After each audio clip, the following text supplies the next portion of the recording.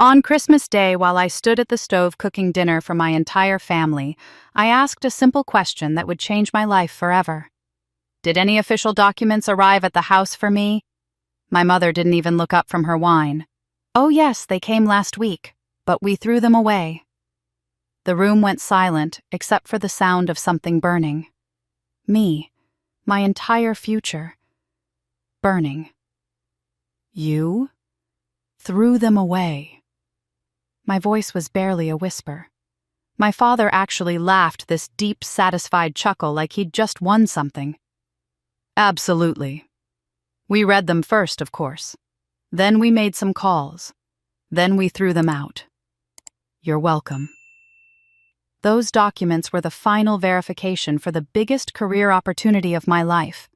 2 years of work, interviews, recommendations, all of it, in the trash, because my family decided I didn't deserve it. But here's what they didn't know: I was about to discover that this wasn't the first time. That my mother had been sabotaging me for decades. That there was a woman in our family erased from every photo, every story, who knew exactly what I was going through. And when I finally confronted them, when I brought her back from 30 years of exile and made them face what they'd done, what happened next didn't just destroy their perfect family image. It exposed a generational conspiracy that would cost them everything they valued most. Stay with me, because this story gets so much darker and so much sweeter than you can possibly imagine. My name is Olivia Monroe. I'm 35 years old, and until recently, I worked as a strategic consultant for mid-sized healthcare companies navigating regulatory compliance. I'd built my career quietly, methodically, far from the town where I grew up, which is exactly how I preferred it. The drive back to my parents' house for Christmas took 4 hours, and with every mile I felt myself getting smaller. It's strange how a place can do that to you. I'd left at 18, put myself through college, built a respectable career, survived layoffs and bad bosses, and the particular loneliness of eating takeout alone in studio apartments. But the moment I turned onto Maple Street and saw the white colonial with its perfect wreaths on every window, I felt like I was 17 again, invisible and trying not to take up too much space. The house looked like something from a holiday catalog. My mother had outdone herself this year, white lights wrapped around every column, a massive wreath on the front door adorned with burgundy ribbon. Even the mailbox had a little festive covering. Everything was perfect. Everything was always perfect at the Monroe house, at least from the outside. I let myself in with my old key, the one I'd never bothered to return because no one had ever asked for it back. The warmth hit me immediately, along with the smell of cinnamon and pine. From the living room, I could hear laughter.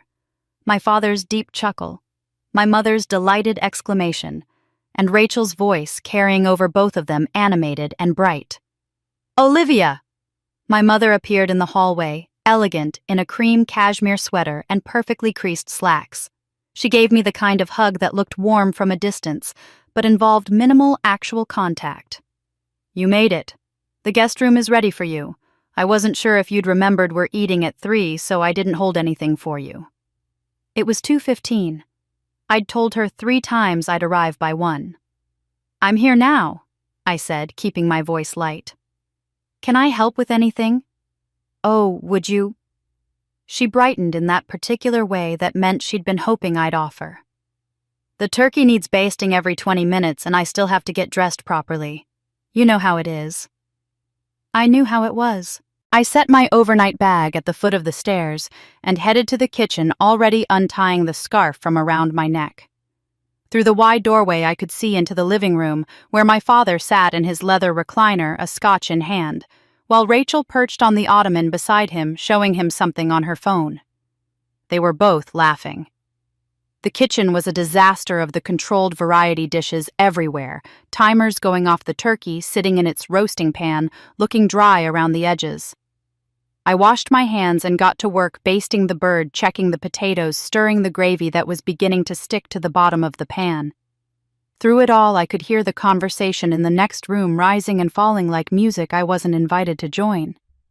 And then get this, Dad, my supervisor said it was the best presentation the regional team had seen in 2 years. Rachel's voice carried that particular triumph of someone whose accomplishments are always celebrated. "That's my girl." My father's pride was audible. "Tell me again what the promotion means exactly." I focused on the gravy whisking harder than necessary. 20 minutes later, my mother swept back through in a different outfit, a silk blouse this time with statement jewelry, and plucked a carrot from the roasting pan. "Rachel, sweetheart, tell everyone about your promotion again.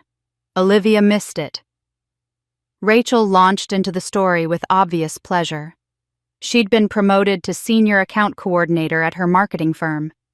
It was a good achievement, certainly the kind of step forward that comes after a few years of solid work. She told it well with details about the client she'd landed and the campaign she'd designed. "That's wonderful, Rachel," I said, and I meant it. I'd never resented my sister's success, only the way it was received. "What about you, Olivia?" my father asked, though his eyes had already drifted back to the football game flickering on the television. "How's work?" "Actually, I just finished a major project," I said, carefully transferring the turkey to the carving board. "We helped restructure the entire compliance framework for a hospital network. It was 18 months of work, and we came in under budget and ahead of schedule." "That's nice, dear," my mother said, her attention already on the table settings. "Rachel helped me with the silverware." And just like that, the moment passed. My accomplishment, 18 months of 80-hour weeks, navigating hospital administrators and federal regulators' work that would improve patient care for thousands of people, was dismissed in 4 words, while Rachel's promotion received a standing ovation. This was the pattern. This had always been the pattern. I was the responsible one, the reliable one, the one who showed up and did what needed to be done without making a fuss. Rachel was the celebrated one, the one whose smallest achievements became family legends, whose setbacks were met with sympathy and support, while mine were met with, "I'm sure you'll figure it out." I told myself it didn't matter anymore. I'd built a life away from this, a life where my competence was recognized and valued. But standing in that kitchen carving a turkey no one had thanked me for cooking, I felt the old familiar ache of being unseen. As dinner progressed with the usual rhythm, Rachel's stories dominating conversation, my parents hanging on her every word, my own contributions politely acknowledged and quickly forgotten, my mind kept drifting to something else entirely, something I hadn't mentioned to anyone, not even my closest friends. 3 weeks ago, I'd received an email that could change everything. A position had opened up at one of the largest healthcare consulting firms in the country, a senior strategic role that would put me at the decision-making table for major policy implementations. I'd been through 4 rounds of interviews. The last one had gone exceptionally well. They'd requested final verification documents, references, certifications, background authorizations, and asked where to send them. I'd been between apartments, my lease ending before my new place was ready. So I'd made a decision. I was now second-guessing I'd given them my parents' address, this address, thinking the documents would be safe here for the week or 2 until I could collect them. It had seemed practical at the time.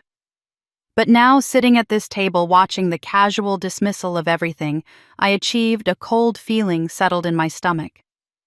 My parents hadn't mentioned any mail arriving, but then they wouldn't necessarily think it was important enough to mention. Would they? I took a deep breath, setting down my fork carefully. I told myself I was being paranoid, that I'd just asked to be sure that everything was probably fine. I had no idea I was about to ask the question that would blow my entire life apart. After dinner, we moved to the living room for coffee and dessert. My mother had made her famous apple pie, the one she always brought to church functions, and received endless compliments on. Rachel immediately claimed the largest slice, and no one blinked. When I cut myself a modest piece, my mother said, "Are you sure you want dessert, dear? You mentioned your pants felt snug earlier." I hadn't mentioned anything about my pants.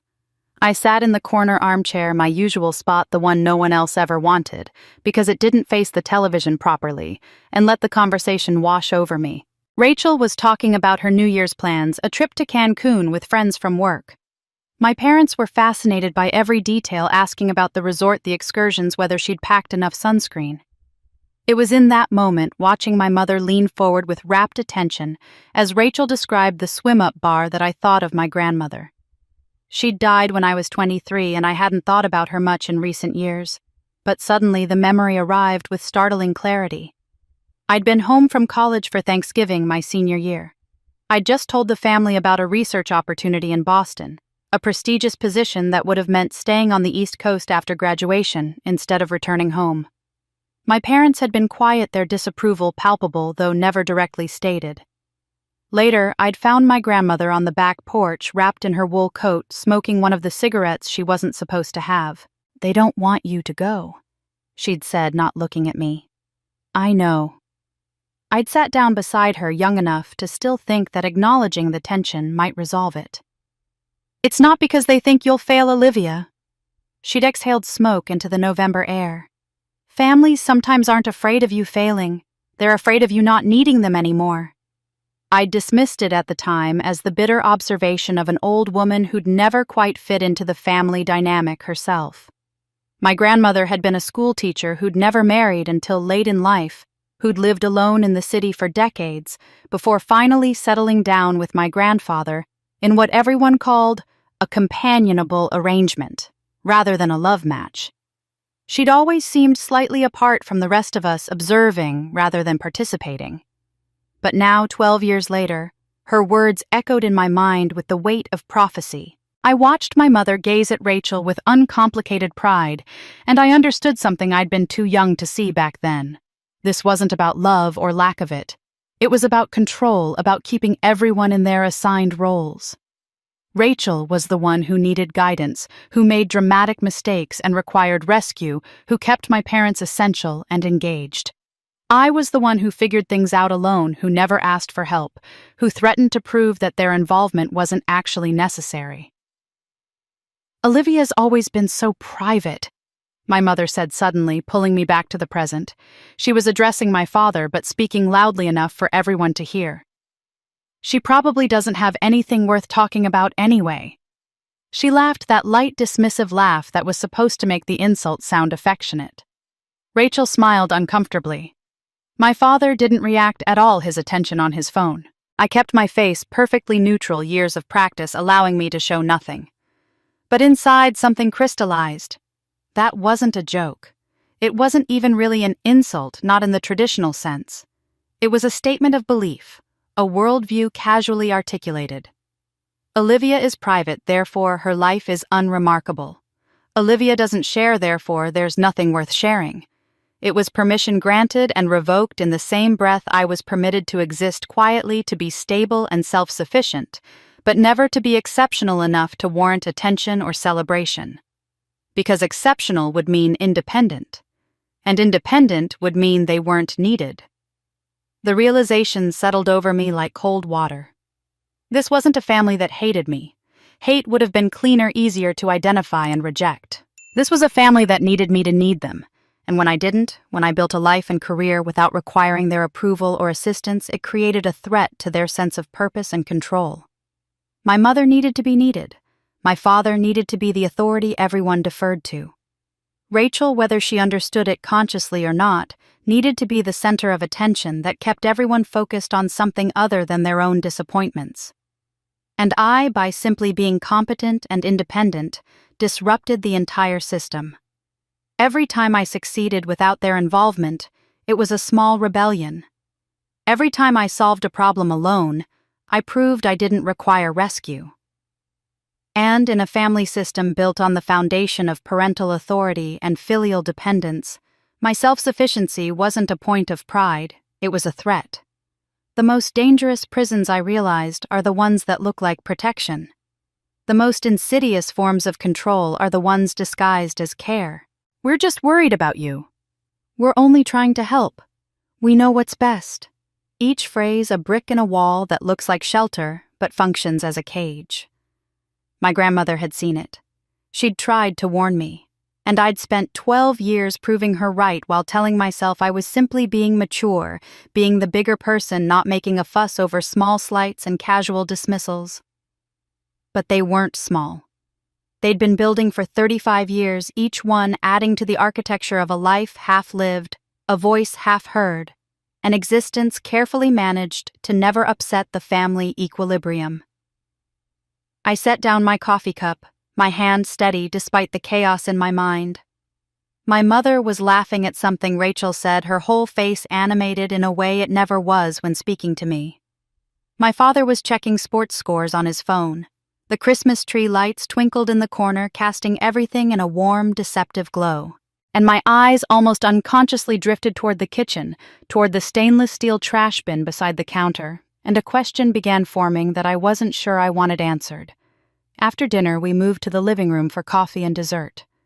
My mother had made her famous apple pie, the one she always brought to church functions, and received endless compliments on. Rachel immediately claimed the largest slice, and no one blinked. When I cut myself a modest piece, my mother said, "Are you sure you want dessert, dear? You mentioned your pants felt snug earlier." I hadn't mentioned anything about my pants. I sat in the corner armchair, my usual spot, the one no one else ever wanted because it didn't face the television properly, and let the conversation wash over me. Rachel was talking about her New Year's plans, a trip to Cancun with friends from work.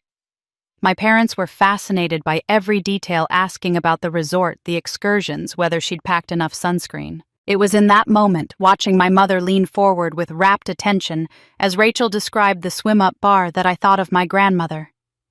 She'd died when I was 23, and I hadn't thought about her much in recent years, but suddenly the memory arrived with startling clarity.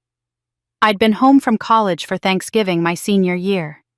I'd just told the family about a research opportunity in Boston, a prestigious position that would have meant staying on the East Coast after graduation instead of returning home.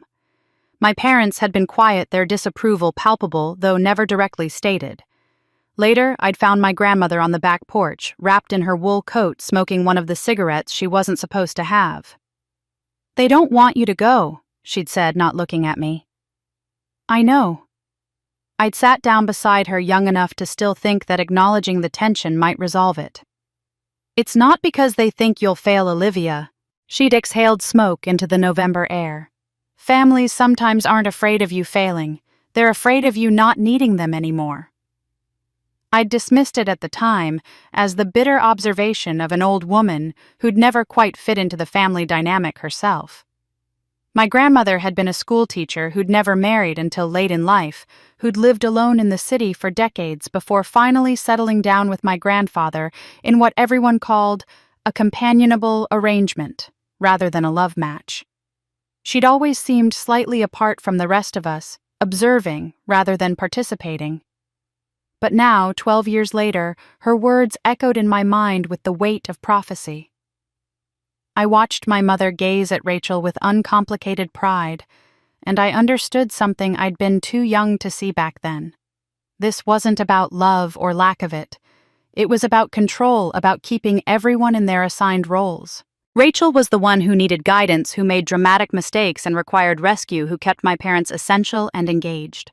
I was the one who figured things out alone, who never asked for help, who threatened to prove that their involvement wasn't actually necessary.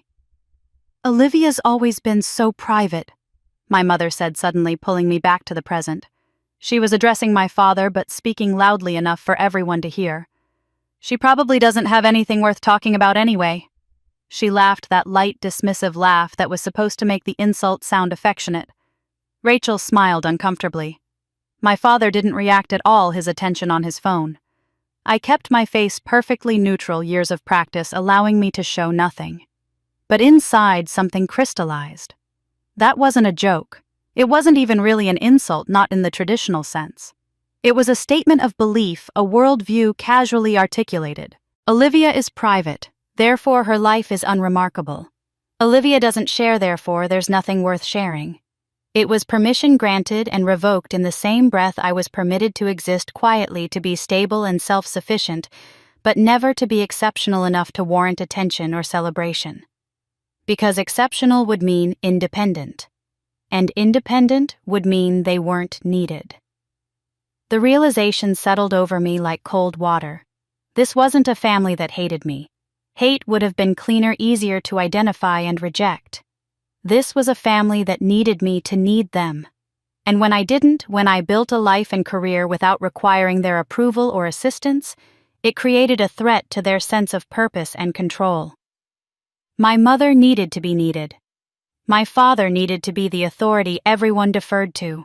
Rachel, whether she understood it consciously or not, needed to be the center of attention that kept everyone focused on something other than their own disappointments. And I, by simply being competent and independent, disrupted the entire system.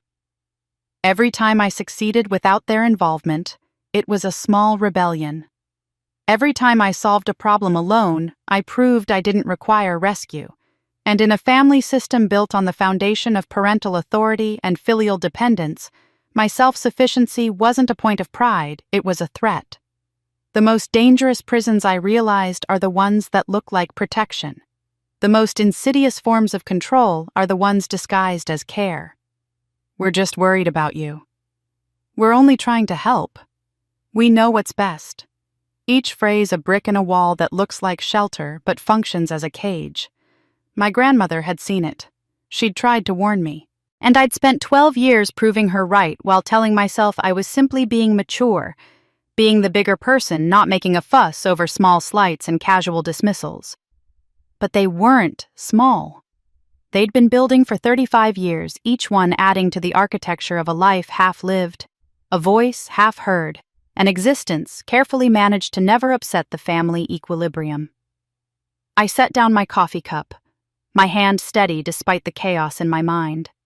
My mother was laughing at something Rachel said, her whole face animated in a way it never was when speaking to me. My father was checking sports scores on his phone. The Christmas tree lights twinkled in the corner, casting everything in a warm, deceptive glow. And my eyes almost unconsciously drifted toward the kitchen, toward the stainless steel trash bin beside the counter, and a question began forming that I wasn't sure I wanted answered. After dinner, we moved to the living room for coffee and dessert. My mother had made her famous apple pie, the one she always brought to church functions, and received endless compliments on. Rachel immediately claimed the largest slice, and no one blinked. When I cut myself a modest piece, my mother said, "Are you sure you want dessert, dear? You mentioned your pants felt snug earlier." I hadn't mentioned anything about my pants. I sat in the corner armchair, my usual spot, the one no one else ever wanted because it didn't face the television properly, and let the conversation wash over me. Rachel was talking about her New Year's plans, a trip to Cancun with friends from work. My parents were fascinated by every detail, asking about the resort, the excursions, whether she'd packed enough sunscreen. It was in that moment, watching my mother lean forward with rapt attention, as Rachel described the swim-up bar, that I thought of my grandmother. She'd died when I was 23, and I hadn't thought about her much in recent years, but suddenly the memory arrived with startling clarity. I'd been home from college for Thanksgiving my senior year. I'd just told the family about a research opportunity in Boston, a prestigious position that would have meant staying on the East Coast after graduation instead of returning home. My parents had been quiet, their disapproval palpable, though never directly stated. Later, I'd found my grandmother on the back porch, wrapped in her wool coat, smoking one of the cigarettes she wasn't supposed to have. "They don't want you to go," she'd said, not looking at me. "I know." I'd sat down beside her, young enough to still think that acknowledging the tension might resolve it. "It's not because they think you'll fail, Olivia." She'd exhaled smoke into the November air. "Families sometimes aren't afraid of you failing. They're afraid of you not needing them anymore." I'd dismissed it at the time as the bitter observation of an old woman who'd never quite fit into the family dynamic herself. My grandmother had been a schoolteacher who'd never married until late in life, who'd lived alone in the city for decades before finally settling down with my grandfather in what everyone called a companionable arrangement rather than a love match. She'd always seemed slightly apart from the rest of us, observing rather than participating. But now, 12 years later, her words echoed in my mind with the weight of prophecy. I watched my mother gaze at Rachel with uncomplicated pride, and I understood something I'd been too young to see back then. This wasn't about love or lack of it. It was about control, about keeping everyone in their assigned roles. Rachel was the one who needed guidance, who made dramatic mistakes and required rescue, who kept my parents essential and engaged. I was the one who figured things out alone, who never asked for help, who threatened to prove that their involvement wasn't actually necessary. "Olivia's always been so private," my mother said, suddenly pulling me back to the present. She was addressing my father, but speaking loudly enough for everyone to hear. "She probably doesn't have anything worth talking about anyway." She laughed, that light, dismissive laugh that was supposed to make the insult sound affectionate. Rachel smiled uncomfortably. My father didn't react at all, his attention on his phone. I kept my face perfectly neutral, years of practice allowing me to show nothing. But inside, something crystallized. That wasn't a joke. It wasn't even really an insult, not in the traditional sense. It was a statement of belief, a worldview casually articulated. Olivia is private, therefore her life is unremarkable. Olivia doesn't share, therefore there's nothing worth sharing. It was permission granted and revoked in the same breath I was permitted to exist quietly, to be stable and self-sufficient, but never to be exceptional enough to warrant attention or celebration. Because exceptional would mean independent, and independent would mean they weren't needed. The realization settled over me like cold water. This wasn't a family that hated me. Hate would have been cleaner, easier to identify and reject. This was a family that needed me to need them, and when I didn't, when I built a life and career without requiring their approval or assistance, it created a threat to their sense of purpose and control. My mother needed to be needed. My father needed to be the authority everyone deferred to. Rachel, whether she understood it consciously or not, needed to be the center of attention that kept everyone focused on something other than their own disappointments. And I, by simply being competent and independent, disrupted the entire system. Every time I succeeded without their involvement, it was a small rebellion. Every time I solved a problem alone, I proved I didn't require rescue. And in a family system built on the foundation of parental authority and filial dependence, my self-sufficiency wasn't a point of pride, it was a threat. The most dangerous prisons, I realized, are the ones that look like protection. The most insidious forms of control are the ones disguised as care. "We're just worried about you. We're only trying to help. We know what's best." Each phrase a brick in a wall that looks like shelter, but functions as a cage. My grandmother had seen it. She'd tried to warn me. And I'd spent 12 years proving her right while telling myself I was simply being mature, being the bigger person, not making a fuss over small slights and casual dismissals. But they weren't small. They'd been building for 35 years, each one adding to the architecture of a life half-lived, a voice half-heard, an existence carefully managed to never upset the family equilibrium. I set down my coffee cup, my hand steady despite the chaos in my mind. My mother was laughing at something Rachel said, her whole face animated in a way it never was when speaking to me. My father was checking sports scores on his phone. The Christmas tree lights twinkled in the corner, casting everything in a warm, deceptive glow. And my eyes almost unconsciously drifted toward the kitchen, toward the stainless steel trash bin beside the counter, and a question began forming that I wasn't sure I wanted answered. My heart started beating faster, that primal instinct when you sense something is wrong but haven't yet identified the threat. "What kind of mail?" I asked, setting my coffee cup down with deliberate care. "Official looking," my mother said, still standing in the doorway with those dessert plates. "Big envelope, your name on it, from some company." She said it the way someone might describe junk mail or a catalog. I stood up slowly, my legs unsteady beneath me. "Where is it?" "Oh, we threw it out." The words hung in the air like smoke. Rachel stopped mid-sentence in whatever story she'd been telling. My father glanced up from his phone. The room had gone very quiet, or maybe that was just the blood rushing in my ears. "You threw it out," I repeated, my voice not quite my own. "Yes, dear." My mother's tone was light, almost cheerful, as if we were discussing yesterday's newspaper. "It came last week. We looked at it and then we threw it away. It's trash day tomorrow, so the timing worked out perfectly." I felt something cold spreading through my chest, an ice water sensation that had nothing to do with the temperature in the room. "You opened mail addressed to me." "Well, it came to our house," she said, and there was the slightest edge of defensiveness in her voice now. "We have a right to know what's being sent here." I walked toward the kitchen, my movements mechanical. "I need to see it." "Olivia, I just told you we threw it away. It's gone." "Where?" The word came out sharper than I'd intended. "Where did you throw it?" My mother's expression shifted, a flicker of something I couldn't quite read. Annoyance, maybe. Or satisfaction. "In the trash, obviously. Really, Olivia, it wasn't anything important." "How would you know if it was important?" My voice was rising despite my efforts to control it. "It wasn't addressed to you." That's when my father spoke up, and what he said next would replay in my mind for weeks afterward. "We read it first, of course." He said it so casually, so matter-of-factly, as if this were the most reasonable thing in the world. He actually chuckled, this low, satisfied sound that made my skin crawl. "You read my mail." I turned to face him fully. "You opened an envelope with my name on it, read private documents, and then threw them away." "Olivia, don't be dramatic." He set his phone down, giving me his full attention now, and I saw something in his expression that made everything click into place. Pride. He was proud of what he'd done.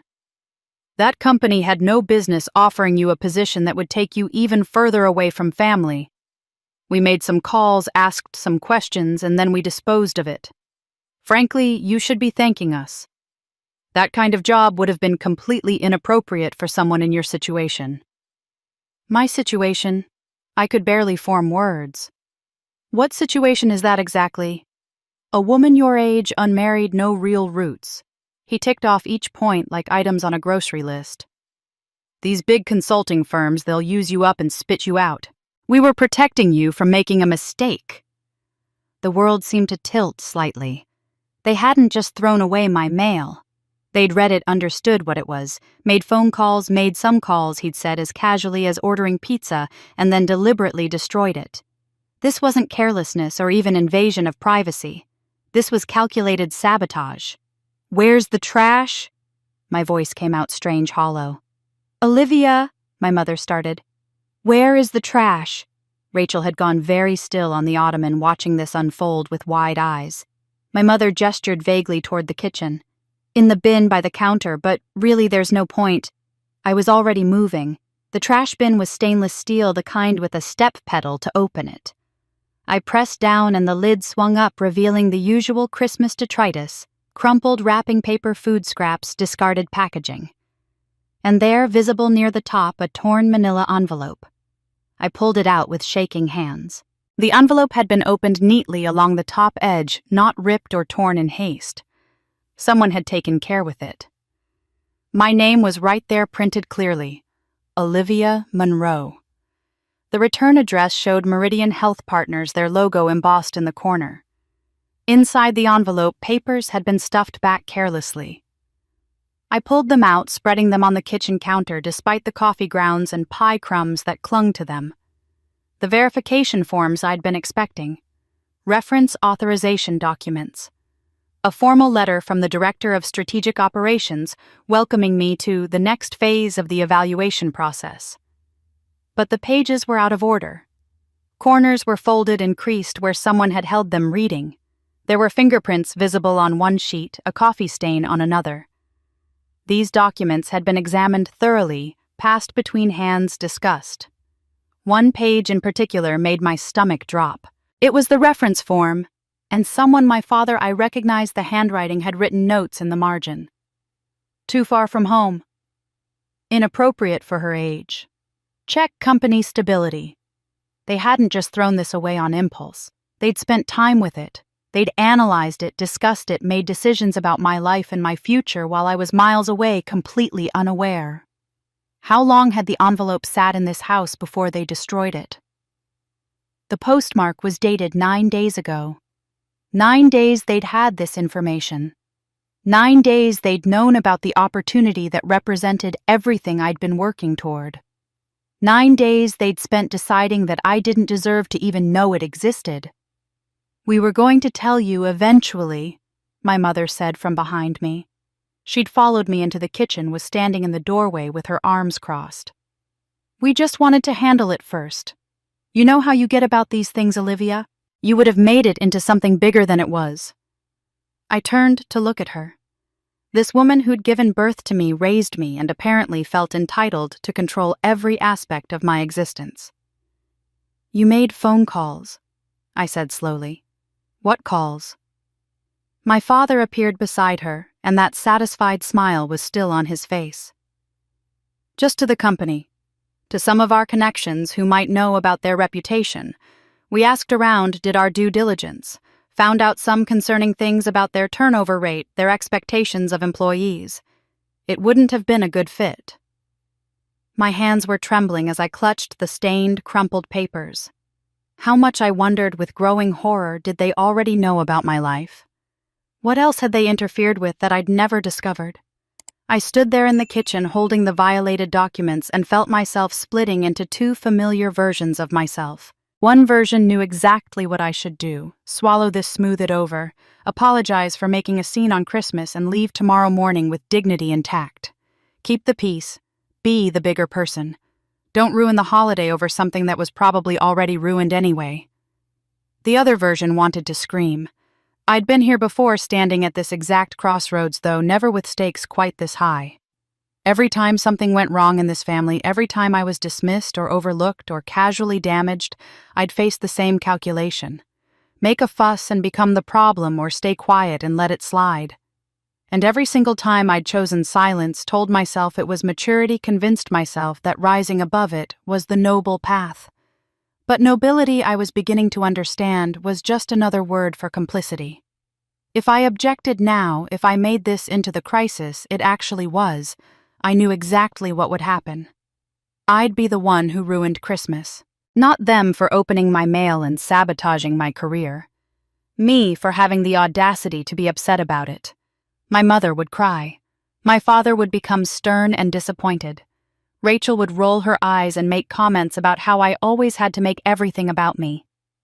Extended family would hear a version of events in which I'd overreacted to a simple misunderstanding, had been ungrateful and dramatic, had chosen pride over family. In our community, where my parents were respected members of the country club and the church board, where family unity was treated as a moral virtue, I would become the cautionary tale. The daughter who thought she was too good for her family. The one who valued career over relationships. The ungrateful child who repaid years of love and sacrifice with accusations and anger. The social consequences would be real and lasting. I'd be uninvited from gatherings, excluded from family events, mentioned in pitying whispers. "It's such a shame about the Monroe girl. Her poor mother tried so hard." The trap was perfect because it was self-enforcing. If I objected, I was selfish. If I accepted it, I was complicit in my own erasure. "Olivia, you're making this into a much bigger deal than it needs to be." My mother's voice had taken on that particular wounded quality she wielded like a precision instrument. "Why didn't you tell us about this job opportunity? Why were you keeping secrets from your own family?" There it was, the pivot. Somehow impossibly, she was making this about my failure to include them. "We could have helped you think through whether it was the right move," she continued, her eyes glistening with what might have been real tears, or might have been performance art. She'd always been good at this. "But instead you shut us out completely. That hurts, Olivia. It really hurts that you don't trust us enough to be part of your life." My father moved to stand beside her, a unified front. "This is our house," he said, his voice taking on that authoritative tone he'd perfected over 40 years of running his own business. "Mail that comes to this address is our business. If you didn't want us involved, you shouldn't have used our address. That was your choice." I stared at him, this man who'd taught me to ride a bike and helped me with math homework, and who was now arguing that opening my private correspondence was justified because the mailbox belonged to him. "We have a right to know what's happening under our own roof," he continued. "You should have consulted with us before giving out this address for something so significant. It's a matter of respect." Rachel, who'd been silent through all of this, finally spoke up from her position near the doorway. I mean, it probably wasn't that important anyway. She shrugged, her tone dismissive. If it was really such a great opportunity, they would have called you directly, right? It was probably just preliminary stuff. Each of them was playing their practiced role perfectly. Mother as wounded victim, father as righteous authority, Rachel as voice of reason and perspective. Together they were constructing a narrative in which I was the unreasonable one, the problem, the person who needed to apologize and adjust my behavior. And I could feel the old familiar pull, the decades-old instinct to comply. To say I was sorry for causing tension. To agree that, yes, maybe I should have told them, maybe I had been too secretive, maybe this was all my fault somehow. But something had shifted in me, some fundamental understanding that my grandmother's words had unlocked. If I stayed silent now, if I let this pass the way I'd let everything else pass, I wouldn't just be losing these specific documents. I'd be establishing a permanent precedent. I'd be confirming that they had the right to intercept my life, evaluate my choices, and dispose of my opportunities whenever they deemed it necessary. Every future achievement, every new possibility, every door that might open for me would be subject to their approval. They would always retain veto power over my existence. This wasn't about a job anymore. It was about whether I owned my own future, or whether they did. The question wasn't whether I should react. The question was whether I had the strength to endure what came next. Because if I drew a line here, if I said no for the first time in 35 years, there would be consequences. Real ones. Painful ones. But if I didn't draw the line now, there would never be a line at all. I set the papers down carefully on the counter. Without a word, I walked to the sink and pulled on the yellow dishwashing gloves hanging from the faucet. My family watched in confused silence as I went to the trash bin, pulled out the full bag with steady hands, and headed toward the back door. "Olivia, what are you doing?" my mother asked. I didn't answer. I pulled the trash bag outside into the cold December night. The back porch light cast harsh shadows across the driveway. I could hear my family's voices through the window behind me, muffled discussion about what I was doing, whether someone should come check on me. I ignored them and focused on the task at hand. I untied the trash bag and spread it open carefully on the concrete, kneeling beside it in the cold. My breath came out in white clouds as I began methodically sorting through the contents. Coffee grounds and wrapping paper, food waste and torn envelopes, and there mixed throughout more pages from Meridian Health Partners. I pulled out my phone and turned on the flashlight, then began photographing everything. The envelope first, making sure the camera captured my name, clearly printed on the label the company's return address, the careful way it had been opened along the top edge. Then each page as I found it, documenting the coffee stains and fingerprints, the folded corners and margin notes in my father's handwriting. My hands were steady. That surprised me. I'd expected to be shaking with rage or crying with frustration, but instead, I felt eerily calm, methodical. This was a problem to be solved, and emotion wouldn't solve it. Evidence would. I took photos of the dates, the postmark showing when it had arrived, today's date on my phone's timestamp. I photographed my father's handwritten notes, those damning little comments that proved premeditation. Too far from home. Inappropriate for her age. Each one was a small confession of deliberate sabotage. When I'd documented everything, I carefully removed each page from the trash, wiping off what debris I could with paper towels I'd grabbed from the kitchen. Some of the documents were damaged beyond recovery, but others were surprisingly intact. The formal letter from the Director of Strategic Operations was coffee-stained but readable. The reference authorization forms had survived mostly unscathed. I found what I was looking for near the bottom of the bag, the main verification packet. It included detailed instructions for completing the background check process, along with contact information for the HR department. There was a direct phone number for Jennifer Khalil, Senior Talent Acquisition Specialist, and a reference number for my application file. The letter indicated this was the final verification stage. They'd already made their decision to move forward. This wasn't preliminary interest. This was the last step before an official offer.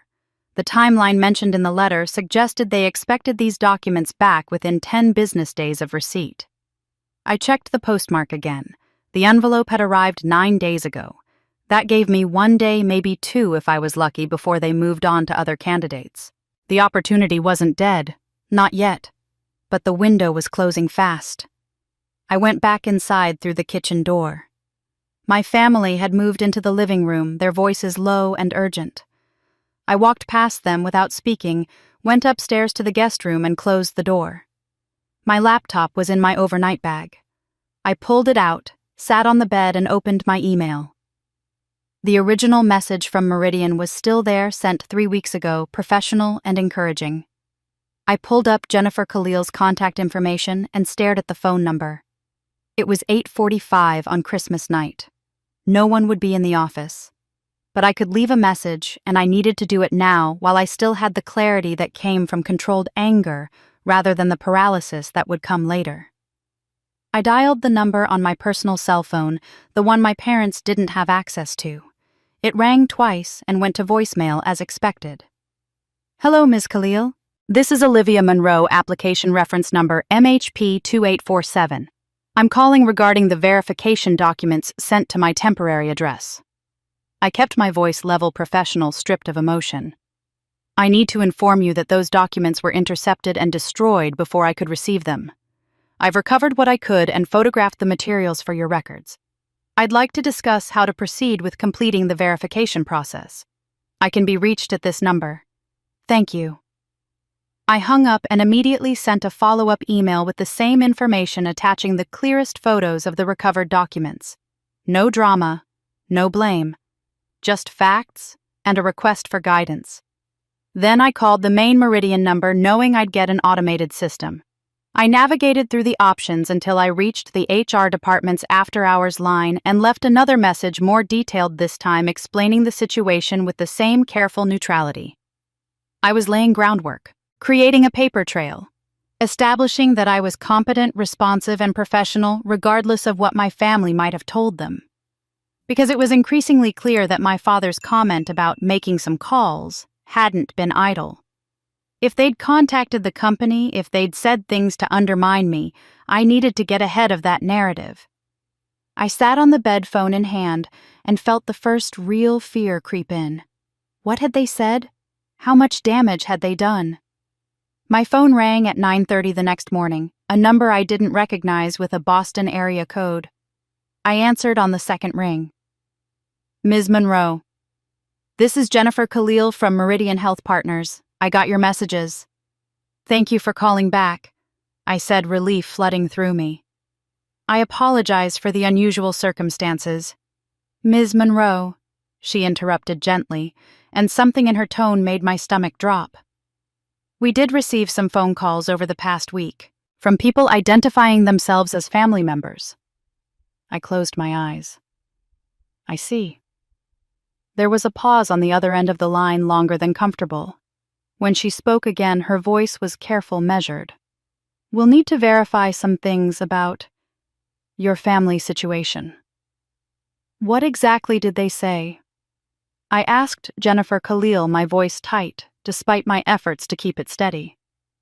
"I'm not at liberty to discuss the specific contents of those conversations," she said carefully. "But I can tell you that we received multiple calls over several days, all expressing concerns about your—" My bedroom door flew open. My father stood in the doorway, his face red, his breathing heavy like he'd run up the stairs. "Who are you talking to?" he demanded. I turned away from him, cupping my hand over the phone. "Ms. Khalil, I need to call you back. Can I reach you at this number?" "Ms. Monroe, I really think we should—" My father crossed the room in 3 strides and grabbed the phone from my hand. The movement was so sudden, so aggressive, that for a moment I just stared at him in shock. "This conversation is over," he said into my phone, then ended the call and pocketed it. My phone. He put my phone in his pocket like I was a teenager who'd broken curfew. "What the hell do you think you're doing?" The words came out before I could stop them. "What am I doing?" His voice rose to match mine. "What are you doing, Olivia?" calling these people, telling them God knows what about your family. Family business stays inside this house. Do you understand me? My mother appeared behind him, her hand fluttering to her chest in that gesture of distress she'd perfected over the years. Olivia, how could you? We tried to handle this quietly, privately, and now you're making phone calls, dragging our name through the mud with these companies. I'm not dragging anything, I said, standing up from the bed. I'm trying to salvage a career opportunity that you destroyed. We were protecting you. Her voice cracked, and I saw tears forming in her eyes. Real tears or performed ones I'd long ago stopped being able to tell the difference. We've sacrificed so much for you, given you everything, and this is how you repay us. By going behind our backs, by making us look like terrible people to strangers. You opened my mail. I said each word careful and deliberate. You read private documents, contacted my potential employer, and threw away materials I needed. You did that, not me. We did what any responsible parents would do, my father said, his tone shifting from anger to authority, the voice he used in business negotiations. You're not thinking clearly. This job would have taken you away from family, away from your support system. We were looking out for your best interests. Rachel appeared in the doorway, now drawn by the raised voices. The whole family gathered to witness my rebellion and suppress it. Guys, seriously, Rachel said, her voice taking on that reasonable, slightly exhausted tone. Everyone just needs to calm down. This is getting way out of hand. I turned to look at my sister, this woman I'd grown up with who had witnessed 35 years of this pattern, and had never once questioned it, because it benefited her. Olivia, you're overreacting, she continued, moving into the room like she was approaching a spooked animal. It was a mistake, okay? Maybe not the best decision, but you're acting like they committed some huge crime. They were trying to help. That's what parents do. They destroyed my property, I said flatly. They interfered with my employment. Those aren't mistakes, Rachel. Those are choices. See, this is what I mean. Rachel gestured at me, looking at our parents for validation. You're being so dramatic about this. So they threw out some papers. Get new ones sent. Problem solved.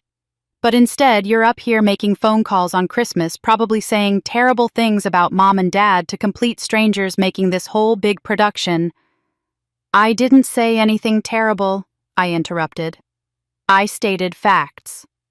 Your version of facts, my father said. Your interpretation. You're making us sound like villains when all we did was exercise normal parental judgment. I looked at the three of them arranged in my doorway like a tribunal, each playing their assigned role with practiced precision. Father as authority, mother as wounded party, Rachel as voice of reason. They'd done this before I realized. Maybe not this exact scenario, but this dynamic, this coordinated effort to make me doubt my own reality. The old Olivia would have crumbled by now, would have apologized, backed down, found some way to make peace. The old Olivia would have screamed and cried, giving them the emotional outburst they knew how to handle and dismiss. But I didn't do either. I stood there in silence watching them, and I saw the exact moment they realized something had changed. My mother's tears paused midstream. My father's authoritative stance faltered slightly. Rachel's reasonable expression shifted to confusion. They were waiting for me to react in one of the two ways I'd always reacted: compliance or explosion. But I was giving them neither, and they didn't know what to do with that.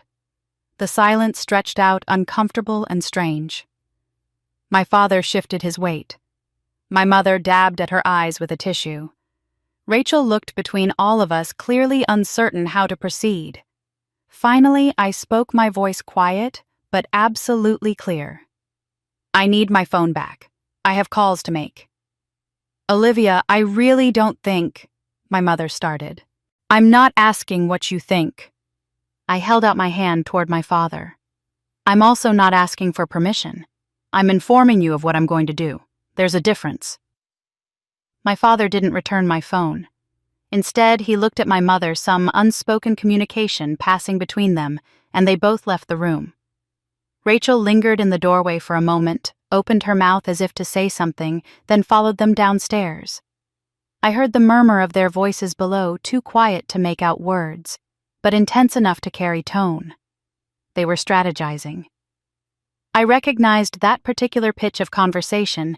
It was the same one they'd used when deciding how to handle Rachel's college problems, when coordinating their response to my grandmother's funeral arrangements, when managing any situation that threatened their control. I had a spare phone charger in my car, but my car keys were downstairs in the kitchen where I'd left them.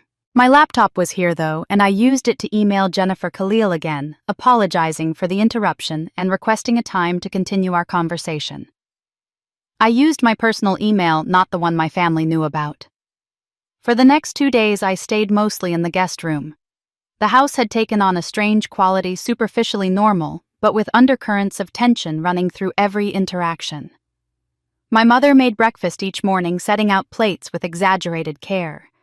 My father read his newspaper at the kitchen table, making pointed comments about articles covering topics like the breakdown of family values and young people who think they know better than their elders. I noticed small things. The mailbox key, which usually hung on a hook by the back door, had disappeared. When I asked about it, my mother said vaguely that she'd put it somewhere safe. Phone calls came to the house landline. They still had one, insisted on it, and I'd hear my mother's voice taking messages. "She's resting right now," she'd say, or "she's not feeling quite herself. Can I take a message?" But it was Rachel who inadvertently showed me how far they were willing to go. She came into the guest room on the second evening, closing the door behind her with uncharacteristic care. "Aunt Linda called," she said, sitting on the edge of the bed. "She wanted to know if you were okay. Mom told her you were going through some stress, having some difficulties." I looked up from my laptop. "What kind of difficulties?" Rachel shifted uncomfortably. "She didn't say exactly. Just that you were under a lot of pressure, maybe not thinking clearly. She asked Aunt Linda to keep you in her prayers." The implications settled over me like cold water. My mother was seeding the narrative carefully and deliberately to extended family. Not saying anything actionable, nothing I could directly refute, just expressing maternal concern in a way that planted doubt about my mental state. It was brilliant in its cruelty. If I called Aunt Linda to correct the record, I'd seem defensive, perhaps proving the point. If I said nothing, the story would spread unchallenged through the family network. My phone finally rang late on the third day, my friend Maya's number calling my laptop through a messaging app, since I still didn't have my phone back. "Please tell me you're okay," Maya said when I answered. "I just got a very weird call from someone named Rachel claiming to be your sister." "What did she say?" "That you were having some kind of breakdown, that the family was worried that I should contact them if you reached out to me." Maya paused. "Liv, what the hell is going on?" I told her, keeping my voice low, even though I was alone in the room. I told her about the documents, the interference, the systematic way my family was now trying to control the narrative. "Jesus," Maya breathed when I finished. "What do you need?" "A place to stay for a few days. And I need to get out of here without creating a scene they can use against me." "Consider it done. But Liv, your cousin Jamie called me too, earlier today. She said she needed to warn you about something." Jamie was my father's brother's daughter, someone I'd always gotten along with despite seeing her rarely. She lived in Oregon, far from the family epicenter, and had always been refreshingly direct. "She said your name came up at some family thing, and your mom was talking about how worried everyone was about you, how you were struggling with some personal issues, possibly mental health related. Jamie said she wanted you to know that the story is spreading and it's being told in a very specific way." I closed my eyes. This was the pattern I realized. First, they controlled my access to information, taking my phone, hiding the mailbox key, screening calls. Then they controlled the information about me, shaping how I was perceived before I could defend myself. Isolate the target, then destroy their credibility. "I'm getting out," I told Maya. "Tomorrow. Early." I spent that night packing methodically. Not everything, just essentials enough, clothes for a week. My laptop and chargers, all my important documents from the small filing box I kept in my car. I worked quietly, placing items carefully in my bag to avoid suspicious sounds. At 6 in the morning, I carried my bag downstairs. The house was silent, everyone still sleeping. My car keys were where I'd left them, surprisingly. I picked them up, grabbed my coat from the closet, and headed for the front door. My mother appeared at the top of the stairs in her robe as if she'd been waiting. "Olivia." Her voice cut through the early morning quiet. I turned my hand on the doorknob. She descended the stairs slowly, deliberately, and positioned herself directly in front of the door. When she spoke, her voice was cold and clear. "If you walk out that door, don't expect to ever come back." I looked at my mother standing between me and the door, her face set in that expression of wounded righteousness she wore so well, and I made a choice that would define everything that came after. "I know," I said quietly and walked past her. She didn't physically stop me. Whatever power she thought that ultimatum held, it wasn't enough to make her actually block my path. I heard her sharp intake of breath, the beginning of something she was about to say, but I was already opening the door, already stepping out into the cold December morning, already choosing a future she hadn't approved. Maya's apartment was 40 minutes away, a small one-bedroom in a neighborhood my parents would have called transitional with barely concealed disdain. She met me at the door with coffee already made and a fierce hug that nearly broke my composure. "Guest room is yours as long as you need it," she said, which made me want to cry because the guest room was actually her home office, and she'd clearly spent the early morning hours moving things around to make space for an air mattress. I spent the first few hours just decompressing, trying to process what had happened. But by afternoon, I couldn't avoid it anymore. I needed to understand the full extent of the damage. I opened my laptop and pulled up the original email from Meridian Health Partners, the one that had started all of this. The email was dated 3 weeks ago, sent on a Tuesday. I clicked through to the tracking information embedded in the message. Meridian had used a service that confirmed delivery and provided timestamps. The documents had been delivered to my parents' address on a Thursday morning 2.5 weeks ago. I sat back, the implications sinking in. They hadn't thrown those documents away the day they arrived or even that week. They'd held on to them for exactly 14 days before destroying them. 14 days of reading, analyzing, discussing. 14 days of deciding what to do about the problem I represented. The disposal wasn't impulsive. It was the conclusion of a 2-week strategy session. My phone, my actual phone, which I'd finally retrieved from my car's glove box, where I'd left a backup before Christmas, buzzed with a callback from Jennifer Khalil. "Ms. Monroe," she said when I answered, her voice professional but strained. "I appreciate you getting back to me. I need to be frank with you about something." "Please do." "Over the past 2 weeks, we've received several phone calls regarding your application." She paused and I heard papers rustling. "The first was from a man identifying himself as your father. He expressed concerns about your mental health and suggested you were making impulsive decisions during a difficult personal time." My stomach turned over. "When was this?"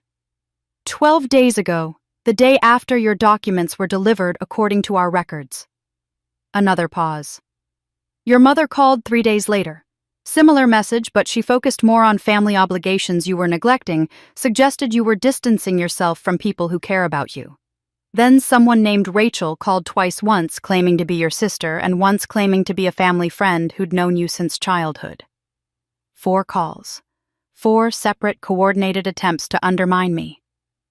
"But that's not all," Jennifer continued, her voice dropping. "We also received calls from a woman claiming to be a former neighbor who said you'd always been troubled, and a man who identified himself as your high school guidance counselor expressing surprise that you were being considered for a senior position given your history of instability." I felt cold all over. "I don't know who those people were." "I didn't think you did. The supposed guidance counselor couldn't name your high school when pressed." She exhaled slowly. "Ms. Monroe, this was coordinated. Each call built on the previous one, creating a narrative. It was sophisticated enough that our HR team initially took the concern seriously. Initially, the sheer volume of calls started to seem unusual. And then our background check turned up some anomalies. What kind of anomalies?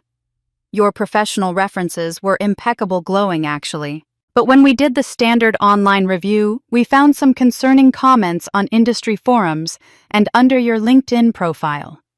Anonymous accounts posting things about your reliability, your stability, questioning your credentials. But here's what made us suspicious.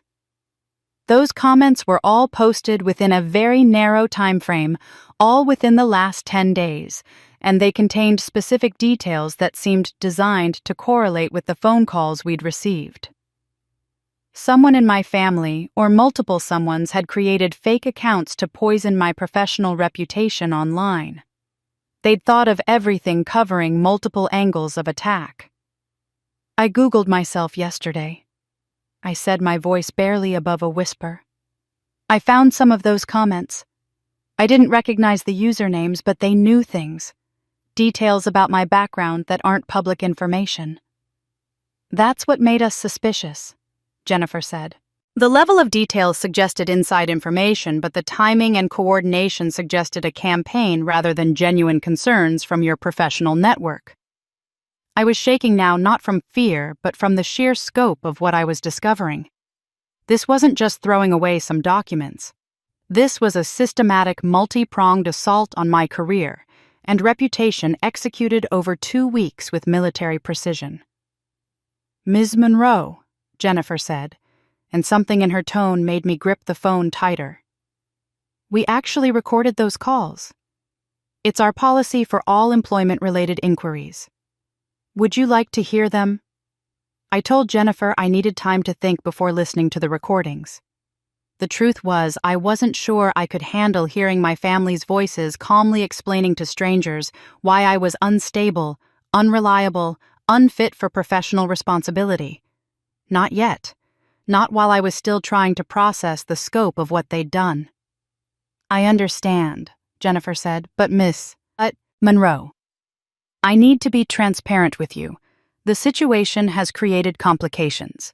Our leadership team is concerned about bringing in a candidate who comes with this level of family interference. It raises questions about future disruptions. I see. My voice sounded hollow even to myself. I'm not saying the door is closed, but it's not open the way it was 2 weeks ago. I wanted you to know that.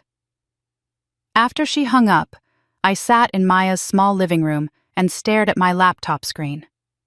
The email from Meridian arrived 20 minutes later, formal and cold, where previous communications had been warm and encouraging. Dear Miss Monroe, we are writing to inform you that the recruitment process for the senior strategic consultant position has been temporarily suspended, pending additional verification of information received during the background review process. We will contact you when we are ready to proceed. Thank you for your patience and understanding. The language was bureaucratic, designed to say everything and nothing simultaneously. What it really meant was clear they were backing away. The enthusiastic, "we think you'd be an excellent fit," had transformed into, "we need to think about this." My family's campaign was working. I did something I'm not proud of. I searched my own name across multiple platforms, digging deeper than I had before.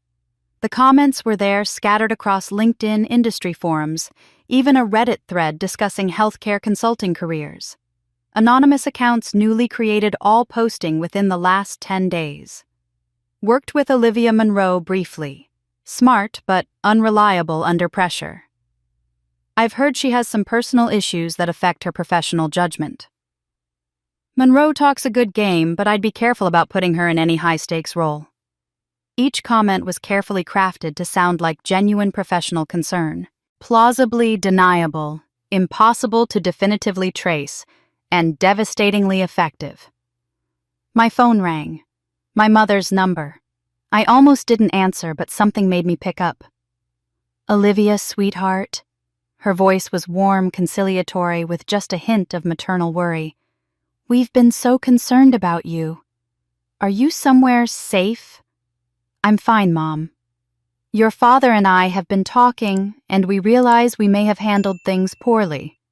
A strategic pause. "We were just trying to protect you, but we can see now that it came across wrong. We want to help fix this. I said nothing, waiting. We know you're upset about the job situation, she continued, and we want to make it right. We can call that company, explain that there was a misunderstanding, clear everything up. Your father has connections, he could even put in a good word, really boost your chances. There it was. The offer wrapped in concern, the help that came with handcuffs. What would that cost me? I asked quietly. Cost you, Olivia, we're your family. We don't charge you for our love.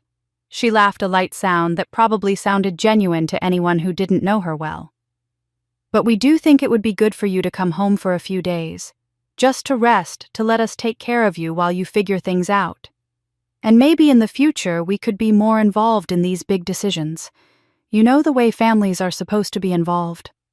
I closed my eyes. The trap was perfect because it sounded so reasonable. Come home. Let us help. Let us be part of your life. Who could object to that without seeming ungrateful or paranoid? And if I don't want to come home... The warmth in her voice cooled by several degrees. Well, then I suppose we can't really help with the company, can we? They already have concerns, Olivia. If your own family can't vouch for you, that's going to look very bad. But if we call them, explain that we were worried, but now we see you're stable and making good choices, being responsible and involving your family appropriately. She let the implication hang. My career was the hostage. My autonomy was the ransom.